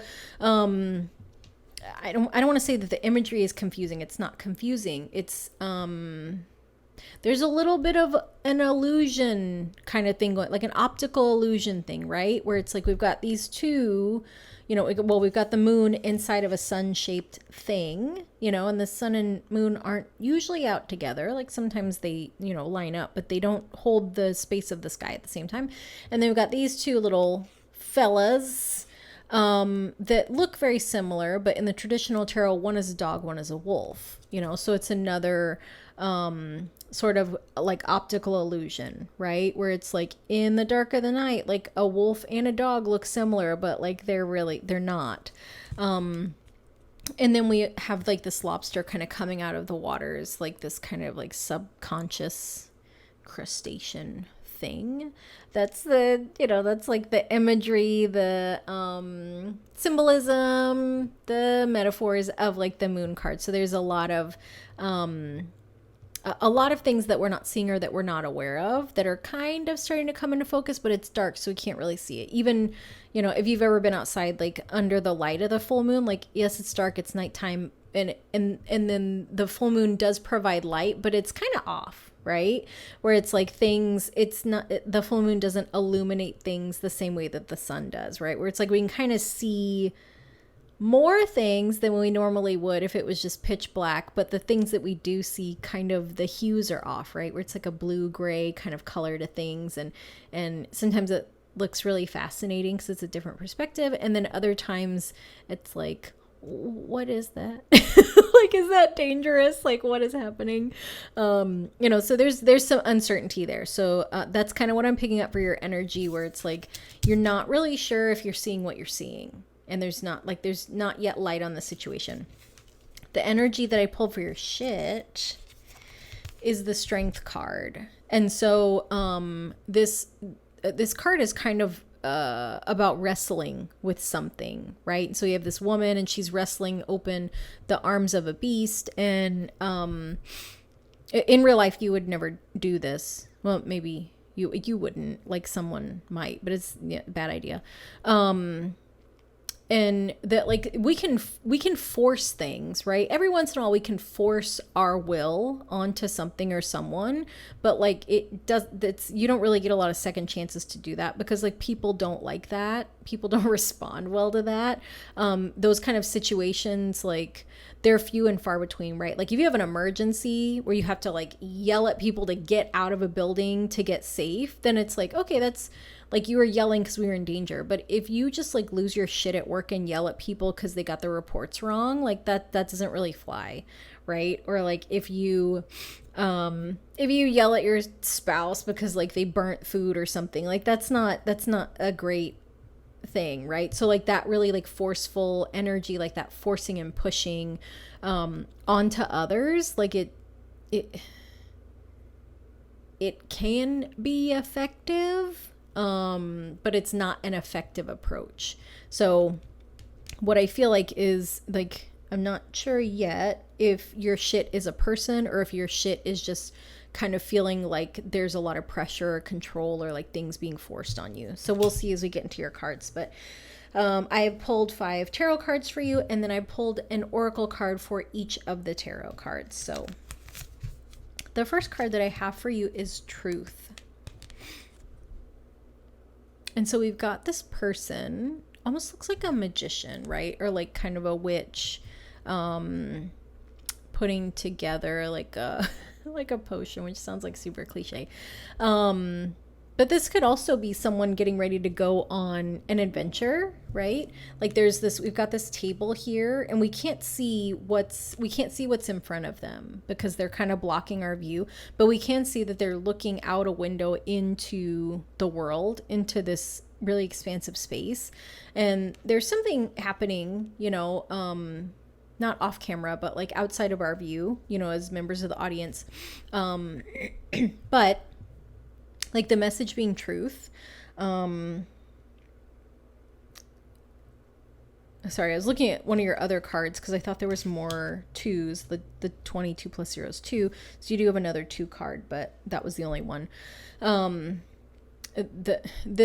This first card is kind of like the focus, the issue, I'm not sure if it's an issue yet, but so we'll just call it the focus. Like, this is the focus of the reading, right? That you're really taking time to figure out, like, what is the truth? What is my truth? What are some truths? Like, what does it mean to, like, for things to be true? Like, what is the truth versus what is a truth? And so, like, that looking out into this, like, galaxy, it's this very kind of expansive philosophical, like, there's not a lot of tangibleness to it, right? And I feel like that's kind of a thing with the truth, right? That, like, when we're little, when we're young, we're told, like, always tell the truth. The truth over everything. Like, the truth is the most important. And as we get older, what we learn is that truth is subjective. You know, like, there is fact, but not everybody agrees that facts are true, right? Where it's like, a perfect yet politically controversial example is that it's factual that people can choose their own gender, can choose their own pronouns. Like, that's a fact. Like, you can choose your gender. You can pick it. It's something that can actually happen, right? But there are many people that don't believe that that is the truth of how people should live. Many people do not think it's true that you should be able to pick your pronouns or pick your gender, you know. And so that's that energy, like, of that is kind of like the space that you're in. And I feel like that, like, the moon card, like, that's that, like, that moon card is really like being in this kind of mentally abstract space, right? Where it's like, okay, my eyes are seeing this, but it's not fully, like, things aren't illuminated in the way that I'm used to. And so when I'm looking at this, like, am I looking at a branch or am I looking at a snake? I don't know what the truth is, but but like, I'm not comfortable right now because of the uncertainty, right? That, like, maybe I don't step on this branch in case it's a snake. Maybe I back away. But, like, I feel like you're really, really in this kind of expansive energy, like this expansive space for you. And this also, with this being just one person in the card, like, it feels like this is very much like an internal thing that you're processing, you know, that, like, you're not really talking to people about whatever these truths are, that you're kind of, I don't want to say untangling, because it's not tangled up. You're not confused about it. It's almost like what it looks like in my mind is like when you, like, sorry, I'm laughing at myself. When you open a treasure chest, because we've all done that. But if you imagine opening a treasure chest, or if you can mentally, like, recall, like, a movie or something, or even a book where, like, they talked about treasure chests, like, they're always super full, but because they're super full, like, you don't see everything that's in them, right? It's like, at first you see the things on the top where it's like, ooh, coins and, like, jewels and maybe different things, but it's like you're slowly kind of taking things out of this treasure chest, right? Where it's like, whoa, there's, like, a solid gold bar in here, or, like, oh my gosh, this is like a gold dagger. Or, like, the more things that and you're doing this very slowly, like, the more things you're taking out of this treasure chest, or that you're looking at that are in this treasure chest, it's like the more that you are learning, like, the more expansive that truth becomes for you. And so the oracle card that came up with your tarot card was Courage. Which is very interesting because we got this lion again, right? We had the lion and the strength card, and now you have this lion and the courage card. And your shit might be wrestling with the things that you've been taught, right? The things that you were taught that were truths. And these might be things that you realize were things that were forced on you, right? And I feel like a lot of people are dealing with this now. I feel like a lot of people in the past, like, as we grow into adults and then further into our adulthood, and we learn more things, and especially if you move away from, like, wherever you grew up, or you move around to different places, like, it's almost like the farther we get from our childhood home, and this might not be true for everybody, this just might be me, but I think it's probably true for quite a few people. The farther we get away from our childhood home, the more space we have to kind of explore like what these new truths are for us, right? So like I grew up in South Texas, and in South Texas, like beauty is white girls with blonde hair and blue eyes, you know. And so like for a really long time I was ugly. Like I was ugly. Like I was just ugly because I don't have blonde hair or blue eyes. And then I moved to Phoenix, and like I think I was like in my 20s maybe. And like people started calling me exotic, which is really weird. I didn't know what that meant. Like I'm not a bird, I'm not a parrot. Like what does that mean? And getting like this attention, which was really weird because like I was used to not being noticed. You know, and then it's like each place that like I, you know, moved, like there was this different experience of like what is beauty, and like what do I think beauty is, and like what do I think makes women beautiful, or what do I think makes me beautiful, you know. And it's almost like the more I lived away from like my little small town, like I realized like how very unconventional I was as a person, and how much beauty I found in unconventional things, right? So like a lot of people, like their standard of beauty is not heavily tattooed women. You know, like, and if we look at like the generic Western standard of beauty, like heavily tattooed women are not like, you know, like you're not going to see a Miss Universe that's heavily tattooed, right? You're not going to see a Victoria's Secret model that's like heavily tattooed. But like my standard of beauty, what I find beautiful for myself, is not like matched up with this Western standard of beauty, because I left home and I saw things and I experienced things, and I had the space to figure out like what was beautiful to me. But I say all that to share that takes a lot of courage, right? Because like when we are raised with specific ideals and specific morals and sometimes non-specific expectations, when we bump into things that don't match that, there can be a lot of questioning about like, well, is it okay that I like this different thing?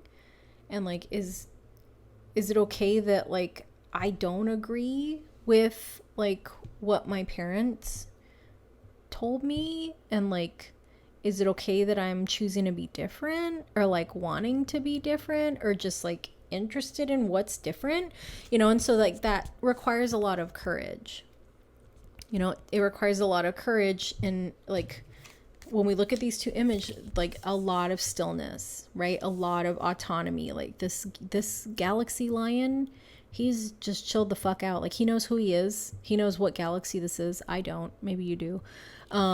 Versus this shit, it's a battle. It is a fight, you know. Like this, sorry, this is a gnat. Like this little fella, he's not happy. He's not like, yeah, put your hand on my mouth. That's weird. You know, like his little eyes all scrunched up, and he's mad. And then this kind of jerk is this, versus, you know, this. So this is the focus, that you're learning what truth means to you. You're growing, and that you're being encouraged to keep doing that. Like you're like just like you're kind of being encouraged to be courageous, and kind of it feels like, if you've ever been I don't know why this makes me think of being a kid. Maybe I did this as a kid, I don't specifically remember. But like, if you've ever been in a dark room and like you could turn the light on, but you don't, because you're kind of trying to feel your way around, because it's like a little bit of an adventure, right? The space is familiar, but like I want to see if like where I think things are really are where they are. And so it's almost like that's what you're doing. Like you're exploring like your own internal edges, because like internal to us, we are our own most safe space, right? Because for the most part, like we are the most familiar with ourselves. Like we spend all day with ourselves, you know? And so it's like, we are the most familiar to us. So it's like, if I'm going to explore anywhere, if I'm going to kind of internally figure out where my edges are around whatever these things are, whether it's like really serious adult stuff like political ideology, or like, do I maybe want to try dressing a little bit more masculine, even though I'm a woman? Or like, if you're a guy that like was raised in like a really kind of toxic masculine culture, maybe you're like, I think I might buy a pink shirt and maybe I'll just try it on. I think I'll go try on a pink shirt and see if it looks nice and if I feel comfortable. Like those are like, because like when we're like, you don't have to take on like some huge act of courage to figure out what your truth is, so like if you I don't know why I'm saying this, but I'm saying it. If you feel like you have to do like these really big significant things to like figure out what your truth is, because like that's the pressure that you felt or that you feel or that your brain is telling you you're supposed to do, I'm going to give you permission to just try things on, right? Like I worked with a coach in 2019, and like one of the most valuable things that she shared with us, it wasn't even necessarily like, I don't think it was like part of the coaching program. I think it was just something that she shared that works for her, I guess, which is coaching too. That like one of the things that she shared that has like always stuck with me when I am gonna do something new is just to try it. Like that's what she would tell her brain. Like, we're just gonna try this new thing, and if we hate it, we can leave. And so like, I don't know why you would know this, but like I'm a really anxious person. I don't love going to new places because I, like many other people, have issues with like parking. I don't like going places that like have tricky parking. Like, why is it like that? Everybody drives a car. Like, there's no public transportation. Can you just be a business in America and provide parking? Like, come on. But there's times that I want to go do new things, or I want to be around new people.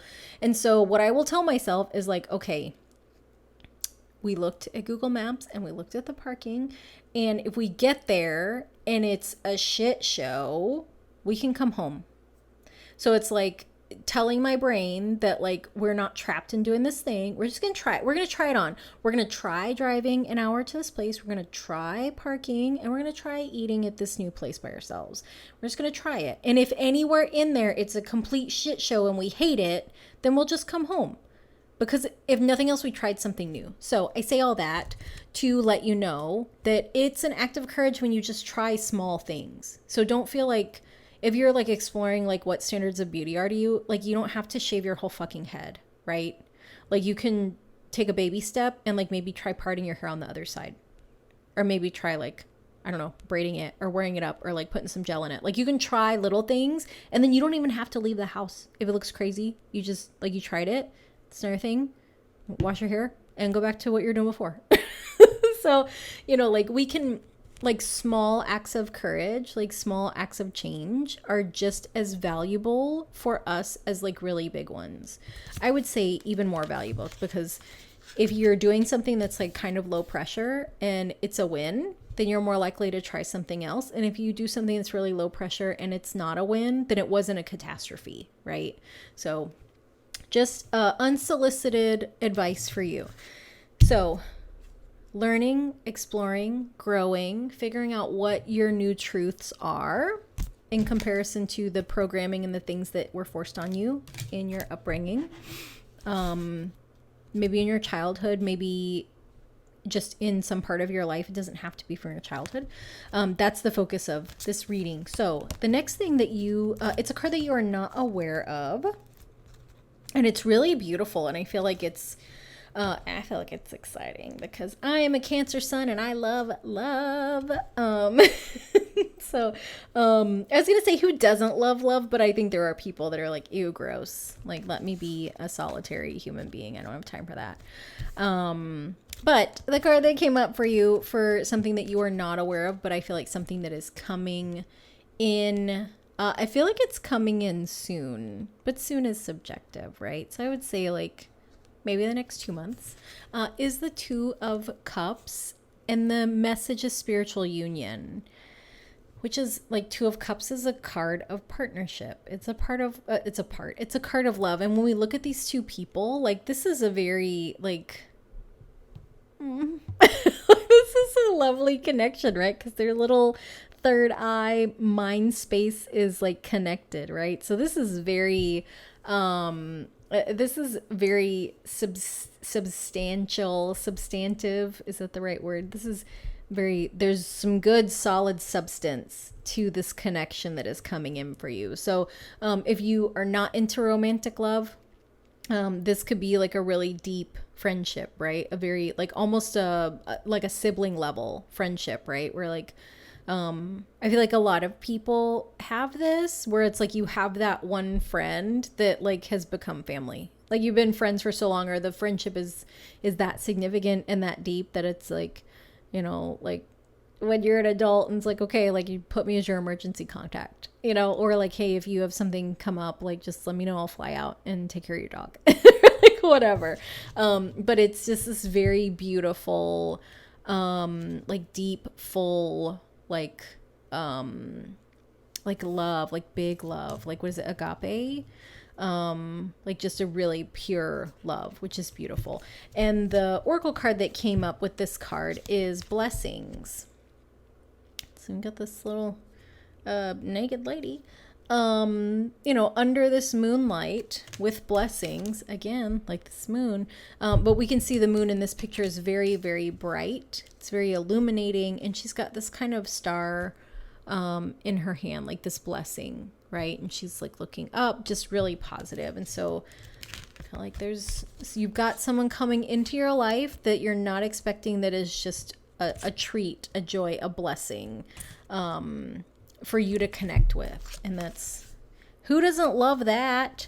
I would venture to say that this person is probably someone that they're going to help you push your edges, right? So this might be like if you are someone that is like traditionally like heterosexual, and that you don't see the opposite sex as someone that you would be friends with, it might be that that's what's coming in for you, right? That if you're a woman, that you develop a really beautiful friendship with a man and that there's not anything sexual about it. Or it could be, that like maybe if you've always been heterosexual and you're maybe bi-curious, or you're realizing that you are not sure what your orientation is, but you are open to romance, you might have someone come in that is not what you were traditionally brought up to choose, or it might be somebody that you haven't, that's not your type, that you wouldn't typically be attracted to. So I feel like that's really it's just really beautiful. And I'm going to show you this card again because it's so lovely. Like, look at all the parts of it, right? We have like this cup, and then we have like little sparkles and the infinity, and then there's a little heart in the background, and then the brain, the mind melding of love. I don't think that's how love works, but whatever. That's how we do it here. So the next card that I have for you is the thing that you are aware of. So something that that is like in your conscious awareness, like it's something that like you might, you might even have come to the reading for information about this. But this card is the Five of Pentacles, and it's financial and material changes. And we've got this interesting imagery, right? Like a hand that's kind of being sectioned into 4 different parts. And it feels like being pulled in like maybe 5 different directions, 4 different directions. You're being pulled in different directions. And the Five of Pentacles is really like, it's a card of like just not quite enough, like this, and this doesn't feel like, even though it says financial and like material changes, like this doesn't feel like not enough as far as like I'm not earning enough. It feels like this isn't satisfying. Like this is all there is. Like this is it. Like there's not anything else. That's the feeling that like I'm getting with this card.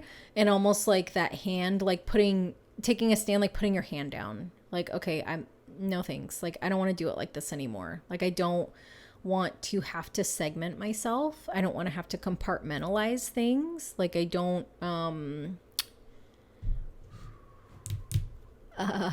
you got some secrets. And your secrets are yours to have. I think the difficult part about having secrets is whatever this is, if this is like your family of origin, if this is the people that would probably judge you for the secrets that you have, this is the resistance, the forcing, the like, this feels like my way or the highway. We don't do that here. That's not how we do it. Like, what are you doing? This isn't how it's done. Like, this is tradition. Like, I don't want to say that this is traditional. This is rooted in something that has to do with family tradition. There's a disconnect. You don't jive with that anymore. Do people say jive? I don't know. Whatever. My guides are like in their 70s. I don't know. But this, like that Five of Pentacles, the traditional Five of Pentacles, like there's injury, there's lack, there's not enoughness, not getting what you're due. But like for this card, it's that same energy, right? That like I'm better than this. I'm better than living like this. Like I shouldn't have to like hide myself. It makes me think of, excuse me, the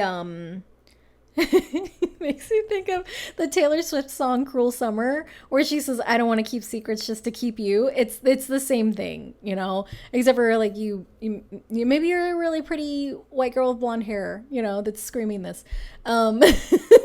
But it's like that same energy. Like if this is how it's going to be, I don't want to do this. Like I don't like this. Like there has to be something better. Like it doesn't feel good. It doesn't feel good anymore. I'm not going to do that.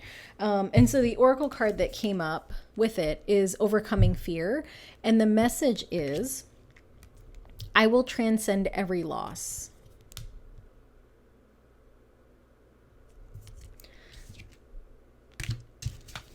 Again, got moon.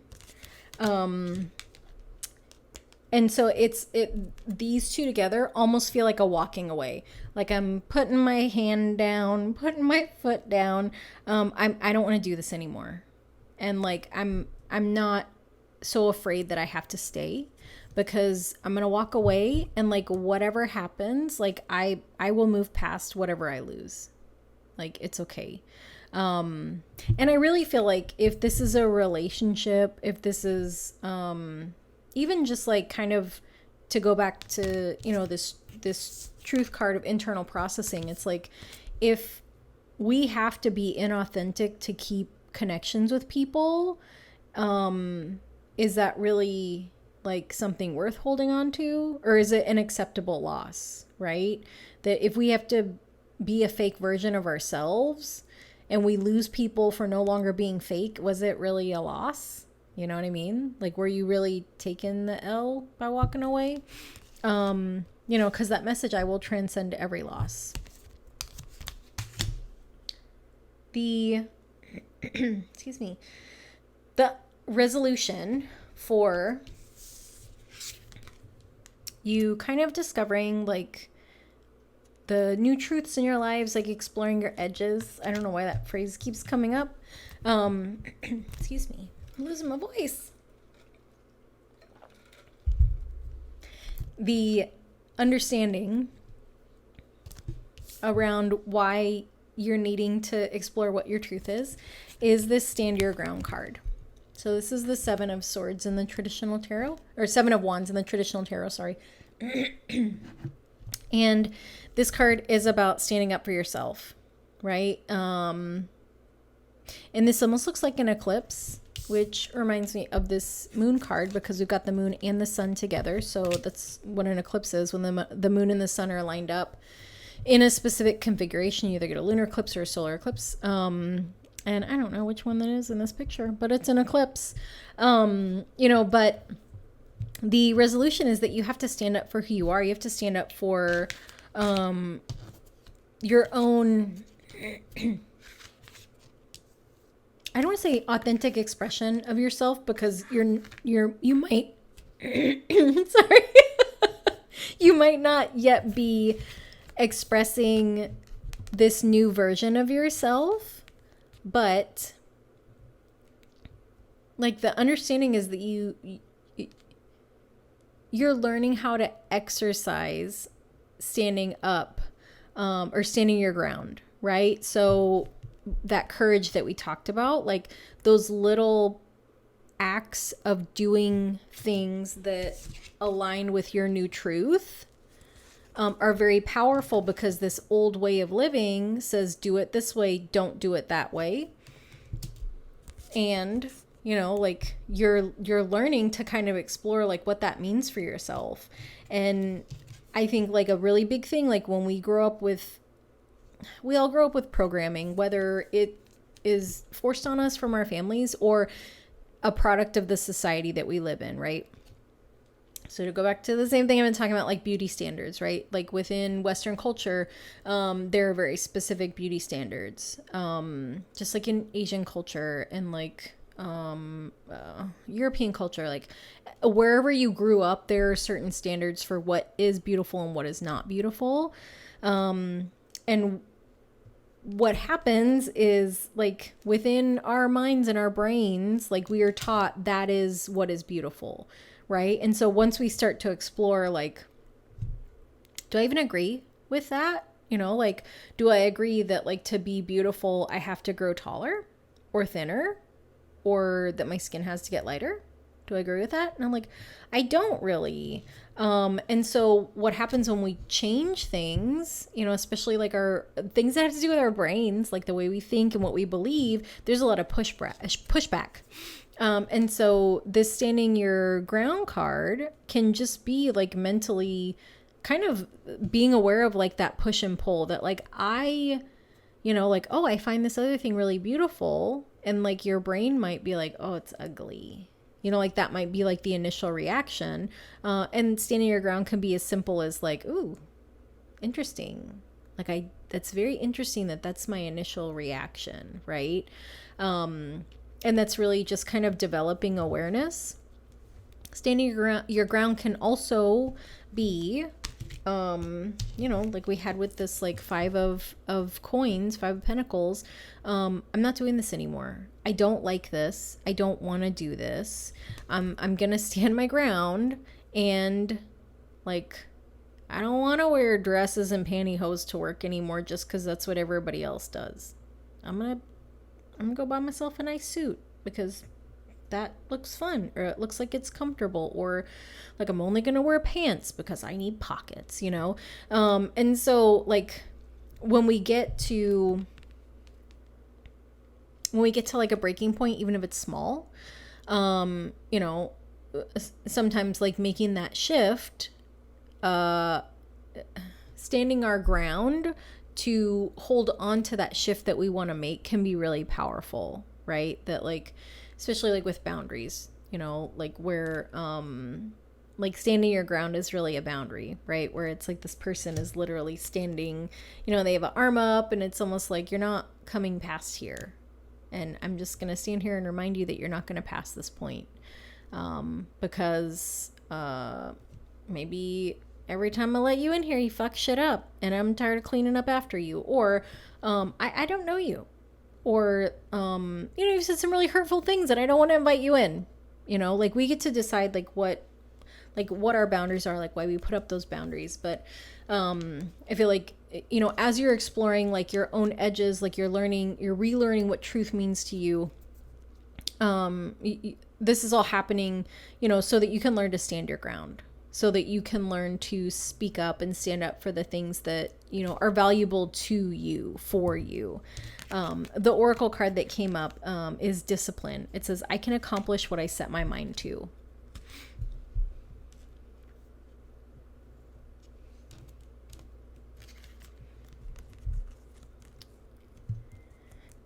And I feel like these two go together very well, right? Because it's like we have to have a certain amount of like discipline and strength to stand up to things, to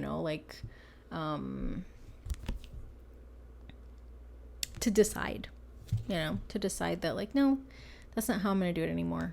Like, nope, this is not what I'm doing. Like, I'm doing things my own way, in a different way for me. And then the card that is like the overall understanding for you coming into like learning what your own truth is this patience card, which is in the traditional tarot, it's the Temperance card, which I was it last week? Yeah, I think last week I had a card reading with a lady in Berlin. Like, I follow her on Instagram and I just love the way that she reads cards. So I like to get card readings. I mean, I can read for myself, but like if I really want some like insight and understanding, or if I just want a little treat, like a little something special for myself, then I'll get a card reading. And the Temperance card has always been a little bit tricky for me. And so like having her, it came up in my reading, and having her explain it, like it was really, to me, it was really powerful. It was really good for my situation. So, I feel where you are with this, and so with this card being like the Patience card, we can see that she has this little seed in her hand, and then this energy is going here, but like we see this flower that's grown, right? And so Temperance in the traditional card it's an angel standing with like 1 foot in the water, 1 foot on the land, and the angel has two cups, and there's water flowing between them, but they're holding the cups like this. So it's like, that's not how cups work in real life, but in the tarot verse, it's in magic and different things. But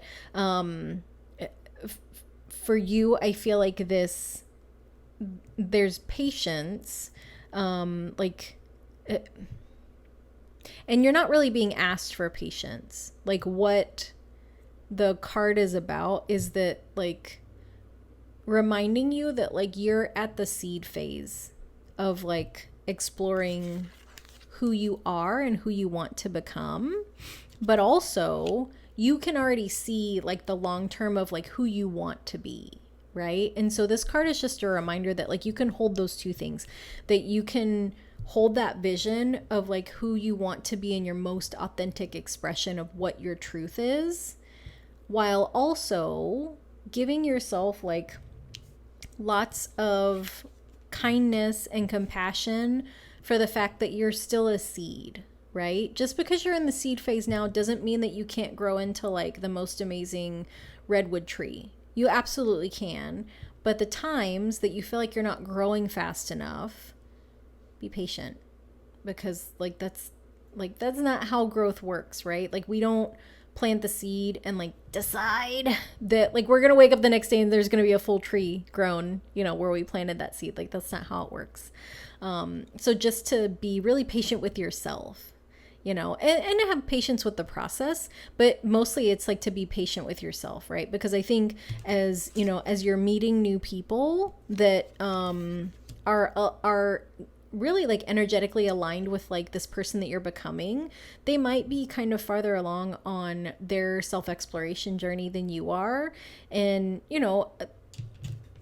the programming, part of your programming might be like that hypercriticality, or like you should have done better, or why aren't you doing this, or and like you're on a journey. Like, there's not, you can't teleport to like your highest self. Like, it doesn't, I mean, maybe there's like maybe Elon Musk has invented that, but like as for the rest of us, like you can't teleport to like this highest version of yourself. And like, why would you? Like, you would miss all the lessons that you learned along the way.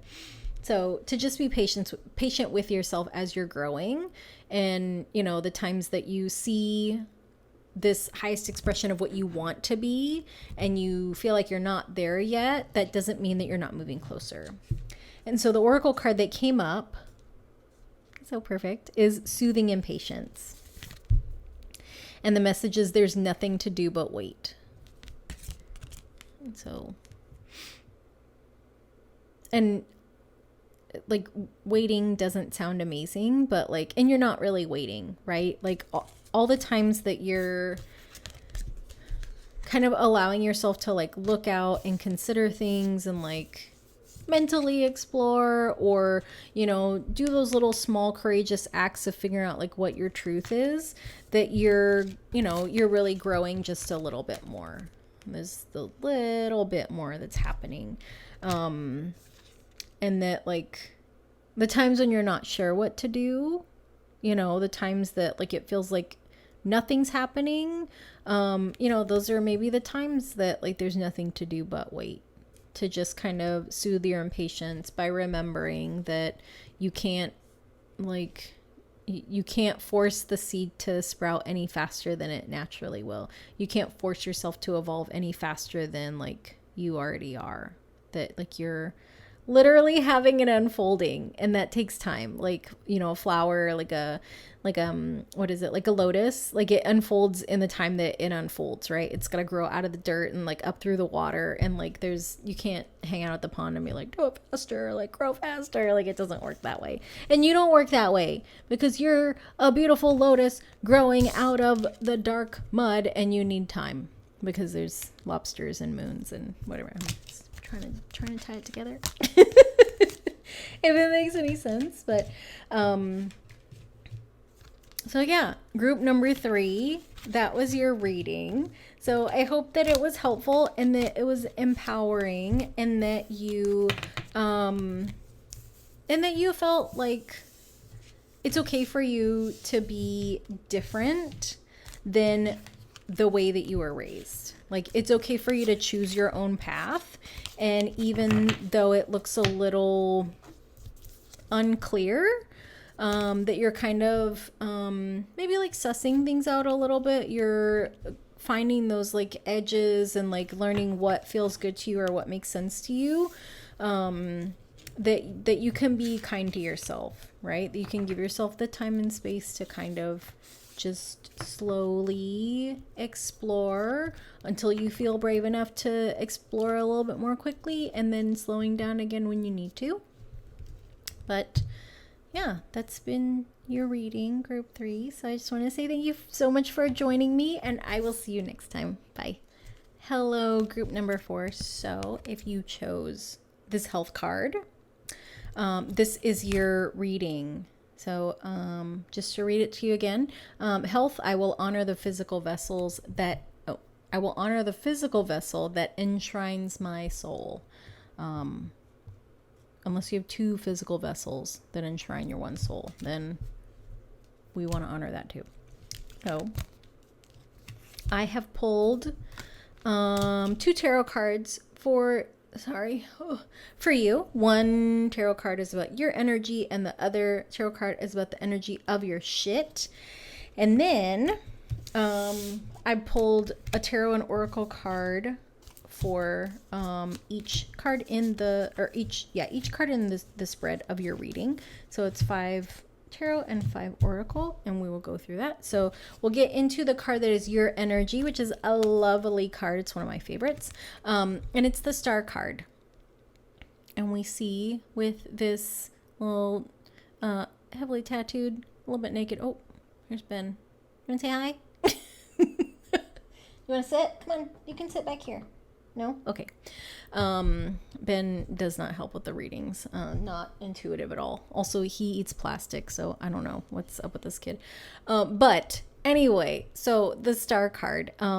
This is one of the most lovely cards in the tarot. I feel like it's really like a card that speaks to like how magical you are.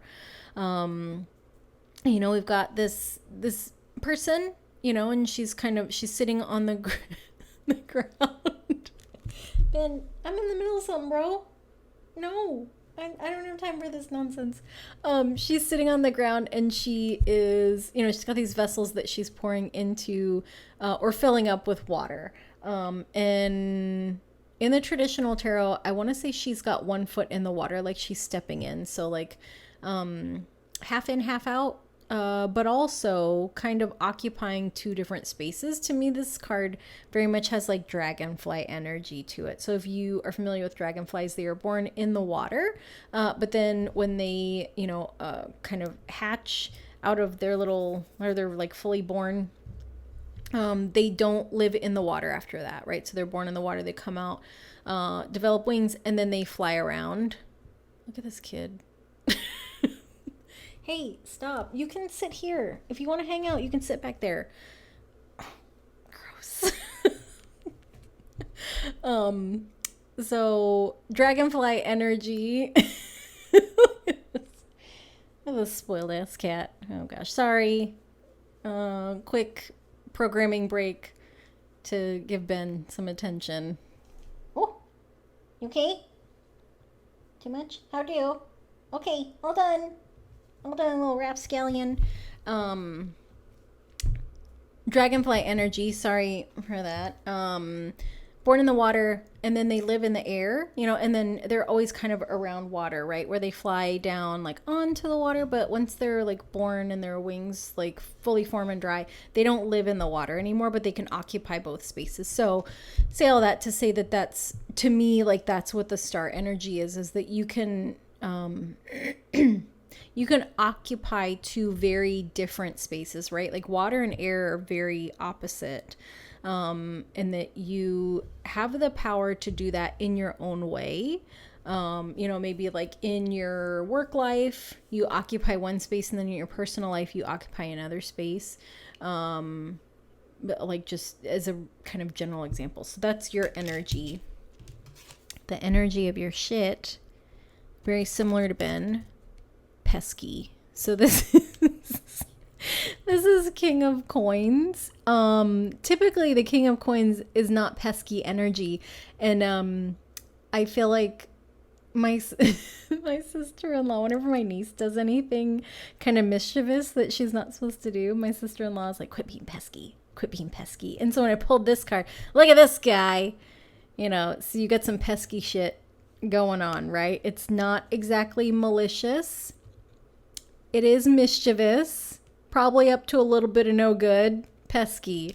So it's not a word that I use very often, but when I pulled the card, I was like, oh, pesky. You're a pesky. And so now I'm just going to keep saying that throughout your reading, pesky. So that's the energy, the energy of your shit. So the first tarot card that I have for you is really kind of the focus of the reading. So all the other cards in the reading kind of support the message of this card. And it's, okay, maybe it's, when I said that this isn't malicious, that it's pesky, I feel like there might be some like not great intentions, but also not harmful, right? Just, yeah. A little bit of drama. I was looking for, there's two cards that are really kind of, they're synonymous, in my opinion, to drama, and that's Five of Swords, Seven of Swords, and Five of Wands. And so we got Five of Wands. Seven of Swords is like the highest of the, well, really like devil, but you didn't get the devil. But so there's a little bit of drama, like on the scale of like uber, super, mega, uber mischief drama versus like kind of high school BS drama. You got the high school BS drama level. So it's pesky shit. Okay, so the card that came up as the focus is this Three of Cups reversed. So I'll show it to you in the upright, which is a beautiful card. Like, I'm half Thai, and so I think that this card is associated with like Cambodian mythology, but still like Cambodia, Thailand, Vietnam, Laos, all very close, like very similar looking artwork. So to me, this really like makes me think of like the it's called Loikathong. It's a water festival that they have in Thailand. It's like associated with the like Thai New Year. And so like the little headdresses make me think of my culture. So I really love this card. Upright, this is a card of celebration. In reverse, this can be a card of like gossip, a little bit of overindulgence, like bottomless mimosas for brunch, except for you stay there all day. So it's a little like kind of excess drama, but like to me this feels like some kind of friendship contention, you know, that gossip. Gossip drama. And so the oracle card that came up is blame. I accept responsibility for my well-being, right? So kind of feel like something, and we'll see as the cards come out, maybe something happened in a relationship, in a friend relationship, in a friend group, in a peer group. This could even be at work, and there's some blame going around, and it's not for your best good to continue to be a part of this group, to be around these people, right? And that it feels like even if you take your part of the blame, you're not the only one to blame. And like these people don't, like they're blame free. They didn't do anything wrong. It's actually all your fault. And it's like, no, like I don't like these bitches. Just my opinion doesn't matter. I'm just saying they're not my favorite. The thing that you are not aware of is that there's a new beginning that is waiting for you, because this is in the reverse. But like this, whatever this drama is, it's not resolved. And so until that drama is resolved, and we'll talk about how to do that, this new beginning can't happen. So upright, the Ace of Wands, we can see this is really a card of like creativity. Excuse me. And we've got this hand, like that's kind of like there's this burning fire in the background, like passion, creativity, but also like this paintbrush, right? And like kind of putting the tip of that paintbrush into like this to create this kind of new, like it doesn't look like a spark, but it feels like a spark to me, like this new creation, this new thing. And this white color is very different from the background that's there. And so the thing that you're not aware of is that you're being called to create something new, to step into something new, to receive a new opportunity. But it's hard to do that when you're staying stuck in like this drama, right? The oracle card that came up with this Ace of Wands is empathy. I am open to seeing both sides of a situation. So I feel like that's a very mature approach to this. But you're not being met with that same maturity. And I mean, really, we kind of touched on that with the blame card. But that, like, as you're learning to see both sides of the situation that happened, like that empathy, that understanding, that willingness to look at things in a different way, like that's really going to help this new opportunity to come closer to you. The thing that you, this is interesting. The thing that you are aware of is like, so you're aware that this drama, these people are holding you back from something. And they're holding you back from happiness, right? This 10 of Cups is, this is like to me, this is the happily ever after card. Like all your dreams coming true. You know, in this card, we have, a mother, father, child, and then we've got these kind of creatures down here at the bottom. I think they're like mer people. And so this deck is based in like different mythology from around the world, but we can see that she looks very similar to these people. So I feel like this is given like real big, like Little Mermaid vibes, right? Where it's like, we support you in leading a different kind of life than we would, you know, because we love you. But either way, happily ever after, like you can see like both people are like just joyous, and this is a little adorable snuggled up baby. Oh, can you see? I can't. It's not focusing. It's too little. This little tiny. Look at this little potato. Oh, not that potato. That gnat has been bugging me this whole time I've been trying to record readings. So that was your 15 milliseconds of fame.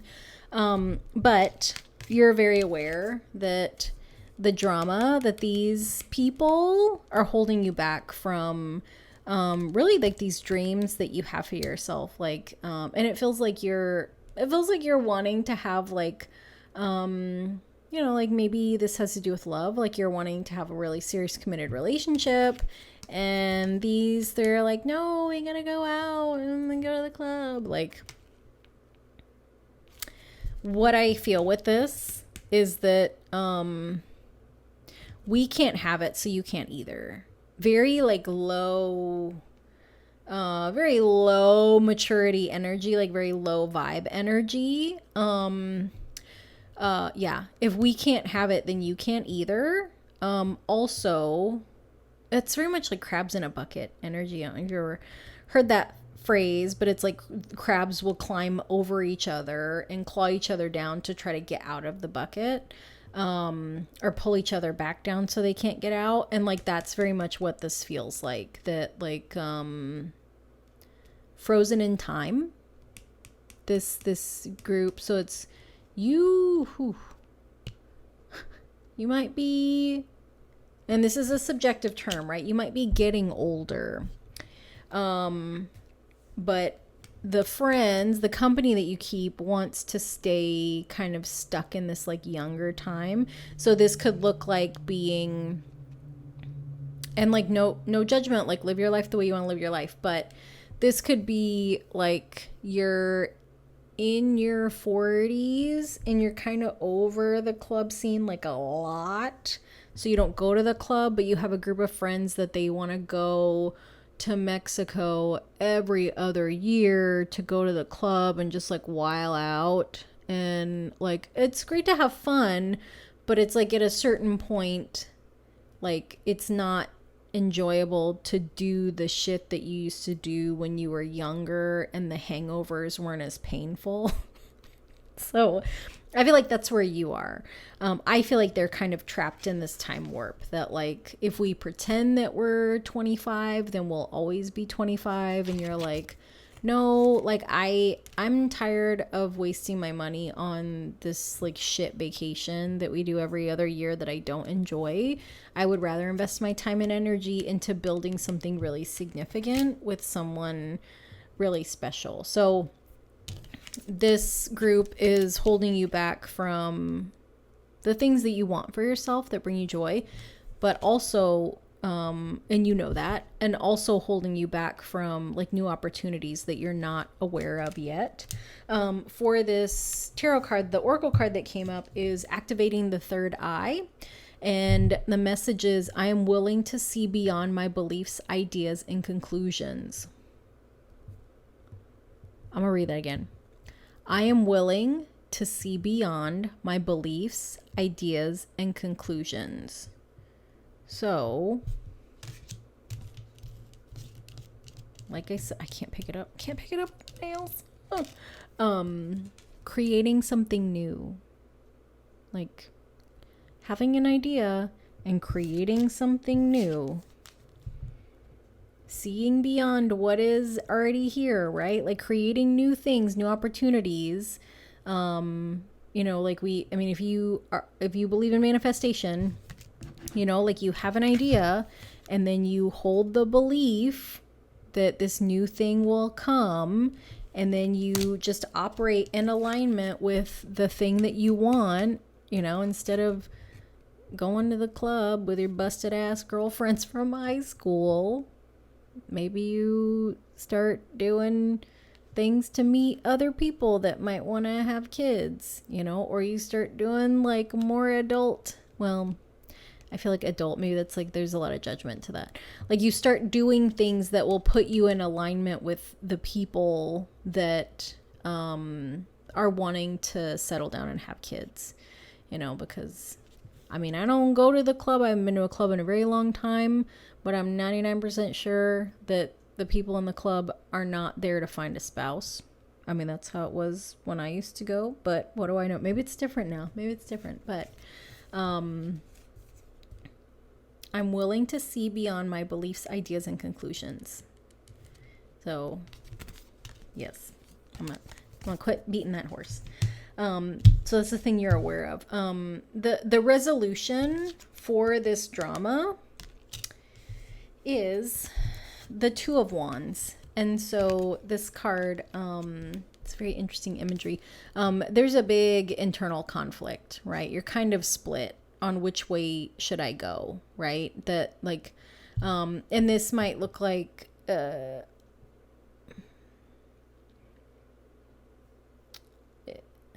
feels very internal. But it also is reflected in your actions because that's wands. That, internally, there's that kind of back and forth, right? Where it's like, "Ugh, I don't want to go do this thing, but like, these are my girls. We've been friends for so long. And also like, I want to spend time with them and I would like to spend time in a different way, but they're not into it. And so like, I miss my friends and, and so like, that's valid, right? That's valid that there's, like there's this kind of back and forth, right? You're kind of torn. But I say like that this is rooted in action because of the wands. And so what's going to happen is, they might be like, hey girl, we're gonna, like we got to get together. And like, yeah, like there's a new club. And so maybe what you say is like, well, there's also, a happy hour for professionals on Friday after work, and it's in like a really nice spot so he can get a little dressed up, but then also like there's gonna be like professional men there, so maybe make a little bit more money, like it's a new place to go, it's a different way to meet people, and I say that because the oracle card that came up is creating cooperation. And the message is more gets accomplished when everyone has a role to play. And so, kind of, it makes me think of compromise, right? That like, and that's the action part that, sorry, let me flip that around for you. Like you want to spend time with your friends, but like you don't necessarily want to go to the club or like go to whatever, like, like maybe the thing that bonds you is like, alcohol, right? That like if there's alcohol, these girls are gonna go, or like maybe like food or like dressing up or like whatever the thing is, and so like creating that cooperation because you do want to spend time with them because they're your friends, but maybe you just don't want to do it in the same way that you did it before. And so like kind of finding this balance, right? And I think that as you're rebalancing things, because if you're trying to be cooperative and they're not, it's going to be hard to continue hanging out, right? If it's like come to the club or we don't want to see you, then it's like, okay, that makes your decision kind of easy to make, right? Because it's like, what you want, what you're trying to call in. And it's like, if that doesn't align, like if those actions don't align with this, you're probably not going to go because it doesn't feel right to you anymore. And that's okay, right? That's like where this action also takes place. That, like that maybe you kind of have to, like this person is stepping up, but it's also like they kind of look like they're stepping away from things too. And so it's like, if you're trying to, create that cooperation and you're trying to figure out new roles that you guys can play within the context of like this friendship, but if they don't want to step into those roles, if they don't want to meet you there, it's like, what choice do you have but to walk away, or to just kind of meet with them less frequently? And I feel like this one was like, this reading has been like really, really specific. So, yeah, the other readings were like a little bit more vague or a little bit more open, right? Where it's like, it could be work, could be a relationship. But I feel like with this is really like a significant friendship that's kind of shifting and changing. And so the last card that I have for you that is like the understanding for why all of this happened, or why all of this is happening, is the Five of Wands reversed. So we've got this card, right? And we have all these people that are kind of fighting, but we can't really tell if Like, are they play fighting? Are they like seriously fighting? And like, who's fighting who? It's just like chaos, right? It's like, this guy with them? Is this lady? Who's this? What is happening? You know? And it's like, nobody's really getting hurt or hit, but everybody's engaged, right? So it's like, that's why I say this is like high school drama. And then the card was reversed. So it's like a little bit of chaos, right? Where, it's kind of making more sense now. With this, like, you might initially be feeling that, like, you know, that, like, what is happening with my, like, why are my friends being so shitty? And like, what do you mean? Like, if you can't get married, then I can't get married either. Like, what is this nonsense? And really, like, the understanding is that, like, these shifts are chaotic for everybody, right? Because you wanting to, you wanting to move on to finding different things than you guys have always done is causing them to kind of question, like, well, what am I doing? Like, how long have we been doing this? Like, do I need to grow? Do I even like doing this? Am I just doing this because we've always done? I don't even know if I like this. This is just what we do. And so that's causing, like, you wanting something different is triggering them to look at what they're doing, and it's causing chaos for everybody. And I don't say that to say that you did anything wrong. You did not do anything wrong. You are 1,000,000% entitled to whatever it is that you want for your life, and that you're allowed to make whatever choices you need to make to live your most valuable, prized life. And if other people get triggered by it, and other people are upset with you, that is their stuff. Right? Like, if we are friends with people that can't be happy for the decisions that we make to live our most, like, enjoyable life, like, are they really, like, even decent friends? Right? That if my choices for my life cause you so much, like, stress and, like, make you so upset, and, like, what is going on here? Like, this is my life. At any time, I'm allowed to make the decisions that I make for myself. Like, I mean, granted, like, when we make decisions, like, when we, I don't know, let's say that we plan to go on vacation with a friend, and then all of a sudden we decide that we don't want to go. Like, that is naturally disruptive and disturbing to them, right? Because it's like, well, we had a plan and you agreed, and now you're just changing your mind. You're not telling me. Like, this is hard. It's totally different if we decide, hey, girls, I don't really want to go to the club anymore. I'm trying to settle down. Trying to find me a husband to have some babies or whatever, trying to find me a spouse to have a family, or whatever it is, like, I'm trying to find my joy. I don't want to keep doing what we're doing anymore.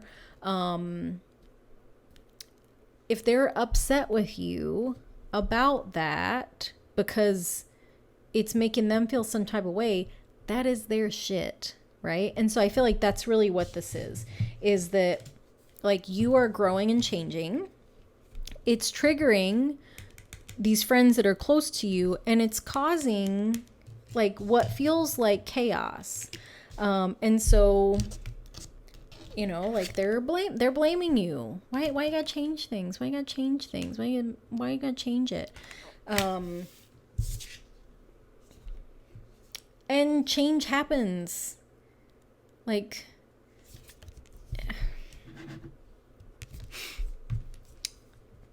to quote RM from BTS, things change, people change, everything changes. Like, everything changes. So if you are, like, if your friends are so upset that you have made a change for yourself, then that's their shit to deal with, right? And so the understanding is that there's kind of chaos all around because nobody really knows how to deal with this change. And I would venture to say that if you have a group of friends that have been doing the same shit for a long time, it's because they don't respond well to change. And that's why it's so chaotic, right?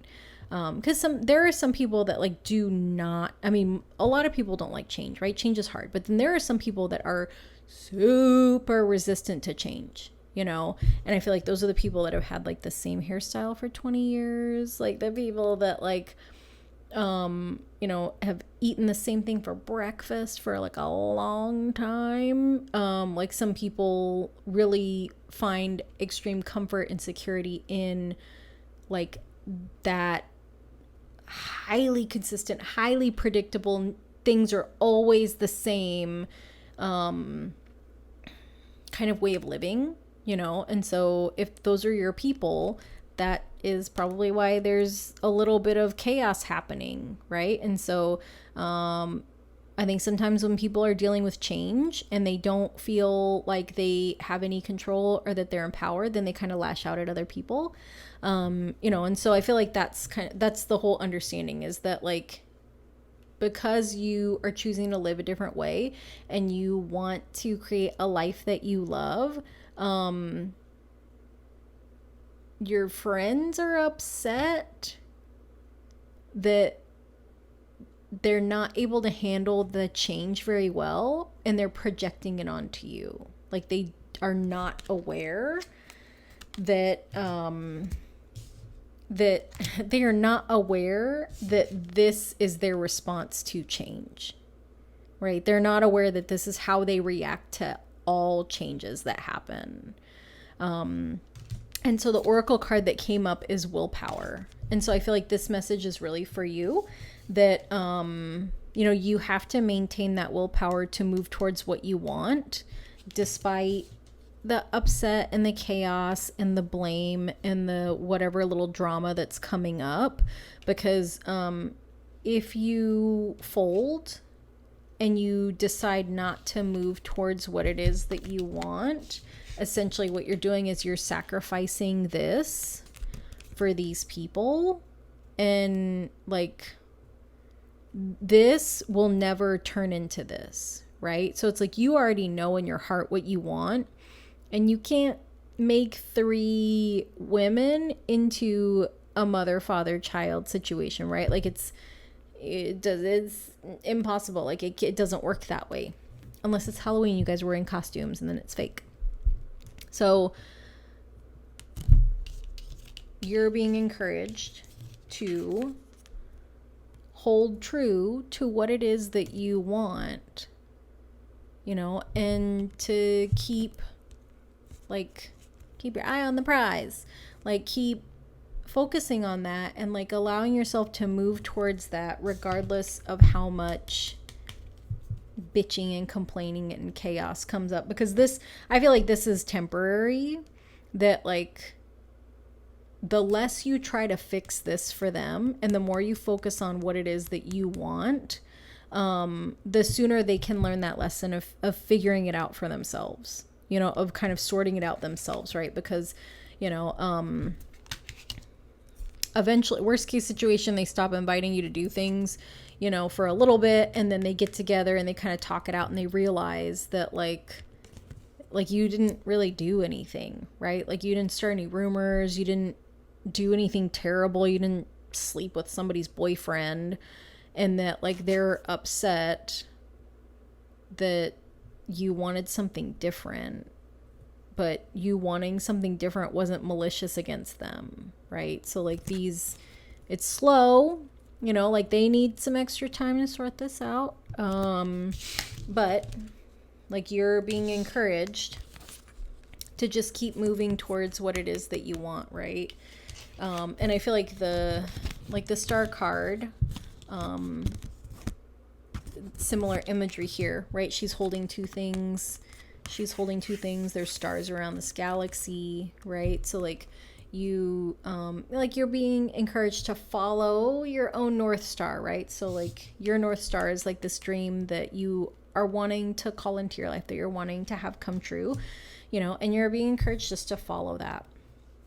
Just to follow it. And like your shit is just this little pesky energy, with your friends, the little pesky drama. It's happening, even it's little pesky guys, and then it'll sort itself out. Like you don't have to fix it. Not sure if you're the fixer, but like you just gotta do what is best for you. It's gonna do what's best for you to move towards the thing that you want. Oops, Stepped on Ben. Yeah, and that you really have to honor yourself and honor like what it is that you want for your life. You have to honor your dream and moving towards that. So group number 4, that was your reading. And so yeah, I hope that was helpful. And I'm glad that the shit that you have to get together is just this little pesky friendship stuff to sort out, because I mean, like, friendship stuff can be hard. It's hard when like our relationships and our friendships shift and change, because like our friends are really valuable to us, and like we don't want to hurt them, we don't want to cause contention, but also like, we have our own lives to live, and you have your own dream to follow, you have your own heart's desires to fulfill, and there's nothing wrong with that, and I think excuse me, I think if you just give them a little bit of time and space to sort out their shit, maybe you send them this video, tell them to watch one of the readings. Maybe reading number 4, or maybe group number 4 will resonate for them too, because then they'll realize that they have their own little dream in their heart, and that it's okay for them to move towards that too, and that, change is hard and scary, but it's not the worst thing ever to happen to us. So group number 4, I hope you enjoyed the reading, and yeah, I hope that you make time and space to follow your heart and your own little dream. And I just want to say thank you for watching, and I will see you next time. Bye.